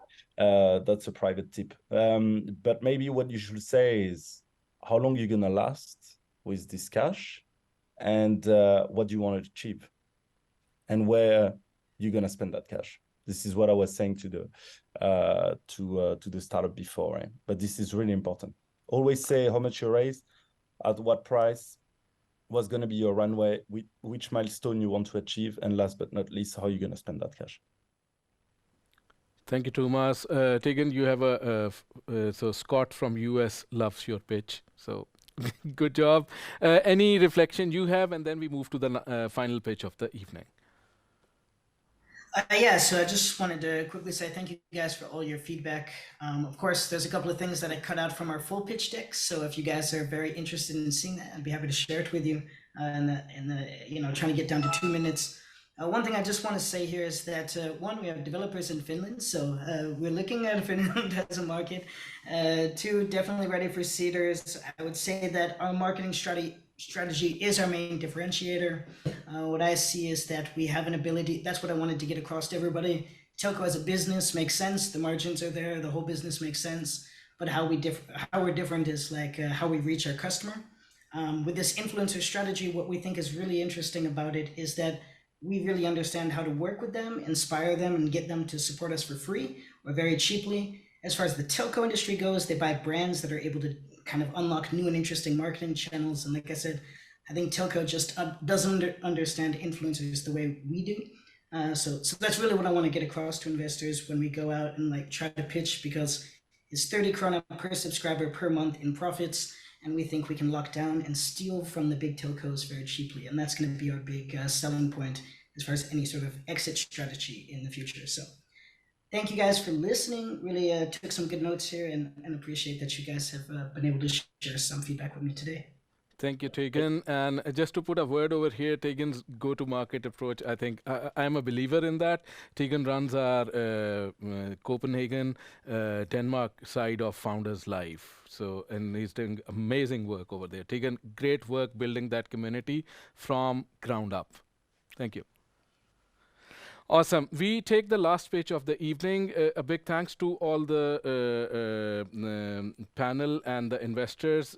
I hope we can stay on for another 8 minutes or so.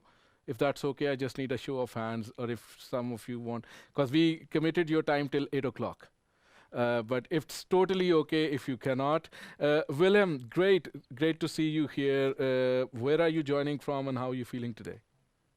Yeah, hi Naimul. I'm super excited. I'm joining from Trondheim, Norway, and would love to get some feedback from you guys. So stay tuned for the pitch. Awesome. Let's cue in the pitch. Hello, my name is Willem, and I'm presenting WePost. Now, in an audience full of investors, experts, and entrepreneurs, you've surely all been on LinkedIn today. But can you truly say that you remember everything you scroll past? I sure can't. Now imagine being a startup, spending 60 hours every month creating content just to be noticed. And if you can't afford that, well then you might be amongst the 22% of startups who fail because of poor marketing. This was me back in 2021. Recently graduated, I was excited to work in marketing at a scale-up. We had big goals and a limited budget, but hopes were high. I was placed to create social media content on a week-to-week basis. But I quickly realized that I was following an outdated strategy, creating the same type of bland, branded corporate content that I knew people would scroll past. And I saw how much this cost the company. And it's not just me. There's so many more stuck in these content creating loops. But no more. There's a shift to challenge these old methods, and this is where WePost comes in. We work with the largest underserved market, SMBs and scale-ups. And our solution is simple. We take your goal, we take your brand assets, we create, and we post while you grow. And you might be thinking we work with thousands of social media managers. And we do, only we call this WePost AI. This allows us to recreate and replicate proven formulas combined with your brand story, only we don't need a marketing team. It allows us to create optimal content in seconds, unlike any other in the industry. Much like these brands, we want to give scale-ups their superpower in order for them to compete with the dinosaurs of their industry, only at a fraction of the cost. And this is all delivered through a flexible SaaS solution.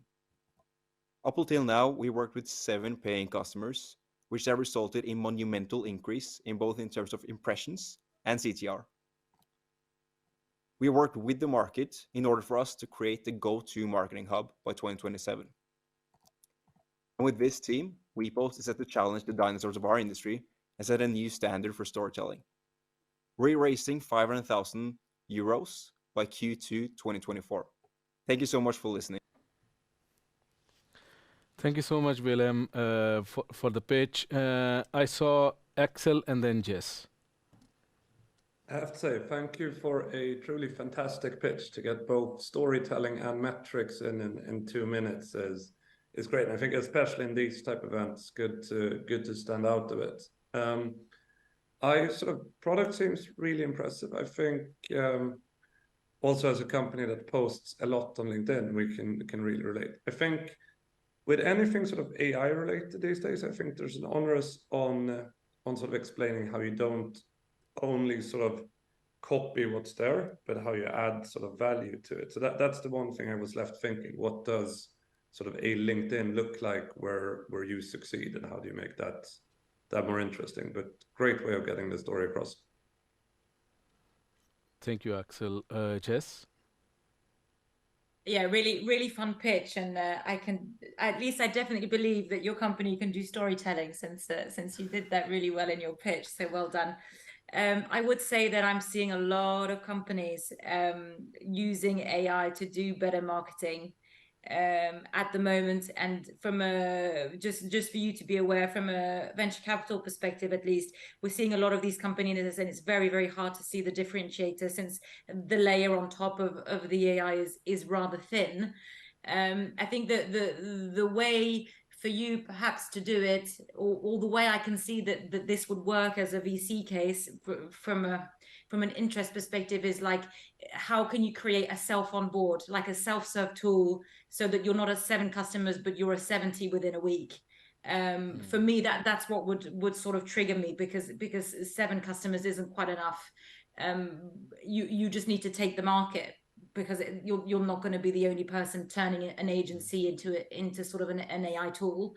And then the other thing I would say is, you mentioned the scale ups, and it's sort of against the dinosaurs. And I think, why not the dinosaurs? They're perhaps much more interesting customers. Now I'm going into your business actually, and not the pitch, so I apologize, but you need to think about how the differentiator is there, because there's a lot of you out there, no matter how cool you are, and at the end of the day, you just need to win the customers. So what's your strategy to get the customers as quickly as possible, and the right customers would be what would then make this stand out from my perspective.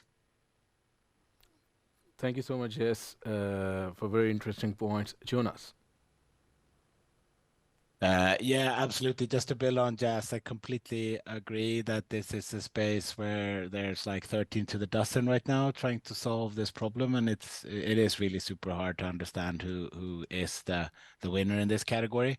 I think from my point of view, I would have liked to see a roadmap where this is like, where does this take you, what capabilities are you developing in the future, and how does this lead to you sort of owning the space at large, rather than just sort of solving one problem of posting lots of posts with fairly unique content like that. That is a simple problem to solve with today's AI. Where are you taking this as a business? That's what I would like to see. But honestly, really, really great pitch, and I'm super excited to understand more. Thank you, Jonas. Yes, Carita, and then Thomas. Well, thank you, Wilhelm. I think definitely, as everyone already said, the storytelling was there. Not to repeat what all the other judges have already said, but I think it would have been definitely nice, instead of hearing a lot about the problem, which, by the way, was still very exciting because you made it into a story, especially with this crowded space that you're in. It would have been really good to hear more about why your company, so what will make you the market leader, how are you going to keep the position, what is truly the strategy behind the scaling. So we all know already the problem. We know there's a lot of companies, so especially when you have such a short time that you need to nail it, like 2 minutes, you really want to just go straight to the point that, okay, this is the reason why us, and how we're going to really take over the market. So that would have been great to hear, but overall, very good storytelling. Thank you so much, Carita. Thomas? Thanks a lot, and great pitch. I don't have much to say. I think we've been covering, again, a lot of points, but maybe, to go a bit on your side and tell you what I want to tell you through a storytelling, similar to what I've been saying to 2 startups before, but, your life as a startup, imagine that as stairways, okay? It's not stairway to heaven, it's stairways to exit, right? The song Stairway to Heaven. What you need to understand is you need to go one step at a time, literally and metaphorically. And what I mean by that is focus on the next big milestone and ask in your pitch what you need to achieve it. And again, answer like the 5 questions I was mentioning before. And every time you reach that step, think about the next one, right? But one step at a time, and I'm sure you're going to crush it. Keep us posted, but it was a great pitch overall. Storytelling is always key, and it's not easy for anyone to be able to do that. Great points. Thomas, I was thinking we did a 1-hour deep talk on a lot of insights. We probably need to publish that. It has been in store for 2 months now. So we'll publish that with a lot of feedback coming from you in terms of how startups should go forward. But any further feedback from the panel, else we can close this round as well. Okay, that seems to be the evening. Willem, any points from you? So take your half minute or a minute. Maybe if you have any reflection or any question to ask, let's do that. Yours is the final pitch. Yeah, thanks. I just want to say thank you so much for the feedback. I have lots of thoughts and lots of notes, so a lot to work on. Appreciate your thoughts. And we're also traveling to Slush in about a month. So if any of you are there, then hit us up and we'd love to continue the conversation. Thanks again. Awesome. Thank you so much for the pitch. We have a lot of feedback coming on the live chat over here, so you can always go back and check. I don't know how to integrate this afterwards in the event.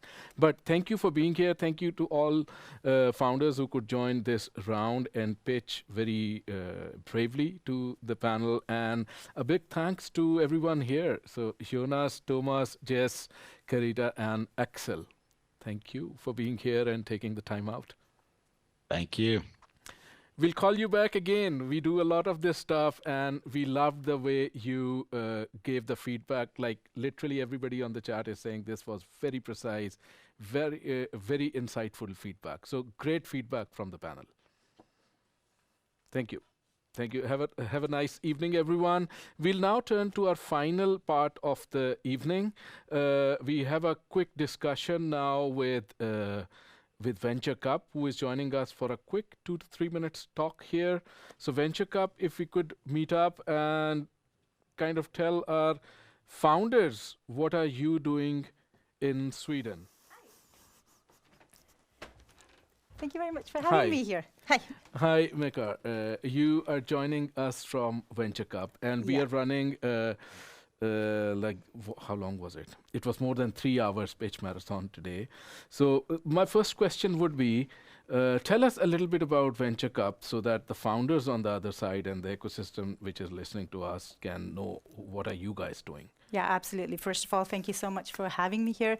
Fantastic, wonderful pitches and amazing, brilliant feedback. And as usual, the energy was top of the roof.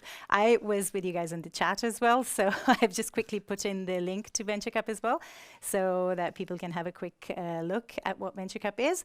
But super shortly, Venture Cup is Sweden's perhaps most loved, most popular startup and business idea competition.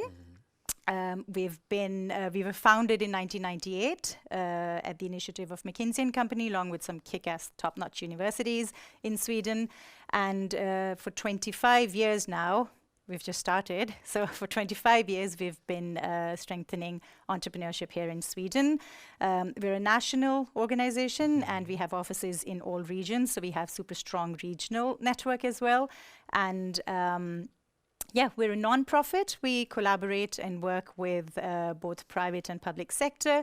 Yeah, so very quickly about the idea competition that's open right now is we're going to, actually the deadline is on the 8th of November. Okay. So it's super simple. You go on the link that I've shared on the chat, just register yourself, put your idea there. You get guaranteed feedback from at least 3 different experts in the industry. They can be anything from investors to pitch specialists to anyone who's an industry specialist and is a part of our network is going to give you feedback. I know we have very short time, so I'm trying to put in as much information as possible. So just stop me if I'm going too fast. But yeah, and then after the guaranteed feedback, if you manage to move to the final stages after going through the whole jury process, you end up on being on our list of top 20. And that is a very popular, very awaited list of top 20 startups of Sweden every year. Interesting. Is there any particular region in Sweden where you're running this competition, or where is it running? It's a national competition, so it's running in all regions. So I am managing the region East at the moment. Stockholm is a part of the East region. So yeah, all of this information is out there on our website. So in case you don't know what region you belong to, so just click on see what regions there are. So we'll have some finalists from each region, and the list of 20 startups is going to be top 20 from Sweden altogether. We've recently had our startup competition called Sverige Finalen. So we've like different kinds of competitions. So it's the idea competition that's open at the moment. So the final award giving ceremony, which is usually a gala type of melody festival kind of very happy kind of an environment, is going to be here at the park on the 6th of December. So yeah, go to our website and apply to all the startups. My advice would be there are no strings attached. Even if you have an idea written at the back of a napkin somewhere, just go put your idea over there. Your information, all of that is super secure. Yeah. So yeah, just go in and do that. Who knows? You might be on the list of top 20. Startups. Awesome. So I think it's a great opportunity for startups to kind of go ahead and explore feedback on their idea from experts, and it can be anywhere in Sweden. So as my card is saying, so best of luck with your ideas and reaching out to Venture Cup before what date? It's the 8th of November. 8th of November is the date she's saying. But the sooner you apply, the sooner you get feedback, because we have our feedback meetings every now and then in different regions. So yeah. Awesome. And as you saw in the event today, it's all about feedback, because of course funding is coming to your startup. Of course customers are coming to your startup as long as you are on the process of building a meaningful and a strong machine that can go out there. So good luck with Venture Cup idea competition before 8th November. Yeah, and I did not know where the camera was. If it was here, then I've been looking. Camera moves where you are. I was just addressing the audience directly. Because I wanted to make it very sure, as you were saying, that even if it's 8th November, you don't really need to wait till 8th November. Absolutely so there's no string to that. Just go ahead tonight, go and type in your idea and start getting your feedback. Yes, so I think and it's that simple. One of the best things is that as soon as you get the feedback, you can always go back to your pitch and improve it before the deadline is over. So that way you get a chance to win and improve your pitch all the way to 8th of November. So if I were you, I'd just go and put in my idea tonight. Awesome. So thank you, Makar, for being here for Venture Cup, doing such a big, how would you say, service for the startup ecosystem. Thank you very much. Feedback and lifting startups and kind of making them go forward, I think it's huge. So great work you guys are doing, and thank you for running the idea competition. So before 8th November, everyone can go in there. We'll now conclude the event with a couple of slides that I have for everyone. Last couple of points I wanted to share on slide. So just a big reminder here. So Nutty Ventures is the organization that's behind Nordic Pitch Battle. And as I said in the earlier part of the program, it is that we are an accelerating ecosystem, which means that we are an ecosystem of ecosystems. So that's the message that we are giving out. We run a lot of ecosystems in the Nordics and globally, which are part of Nutty Ventures. That's one point. And big thanks to our main partners for today's event, Go West, Nordic Venture Capital Forum. Guys, you're awesome. You're Gothenburg's and West Sweden's annual venture capital forum for investors, startups, and scale-ups. And the next event is happening on 7th and 8th February in 2024, few months away in Gothenburg. Thank you so much for supporting Nordic Pitch Battle. A couple of reminders: if you are an early stage startup, founder, come to Founder Institute. It's a global accelerator. We are running Nordic's 5th cohort. You can always join by typing fi.co/apply/Nordics. We'll put that link in the chat now. Founders Live, next live pitching event is next week, It's next Tuesday. Yeah, next Tuesday in Stockholm. If you are from Stockholm or if you are visiting Stockholm, last time somebody was visiting from Australia and they were here. Wow, loved that feeling. So if you are in Stockholm on 7th November, drop in and let's have some fun together. Two last points. We have two major events coming in a couple of months. One is Nordic Female Superheroes. We'll be announcing its date going forward very soon. And then the Nordic Impact Hack is coming in a couple of months as well. These dates will be announced in the coming days. Thank you so much, everyone. A big thanks to all the community, all the startups which had the bravery of presenting to such an engaged jury and bunch of panelists, investors who shared awesome insights and feedback for everyone. Thank you. Take care.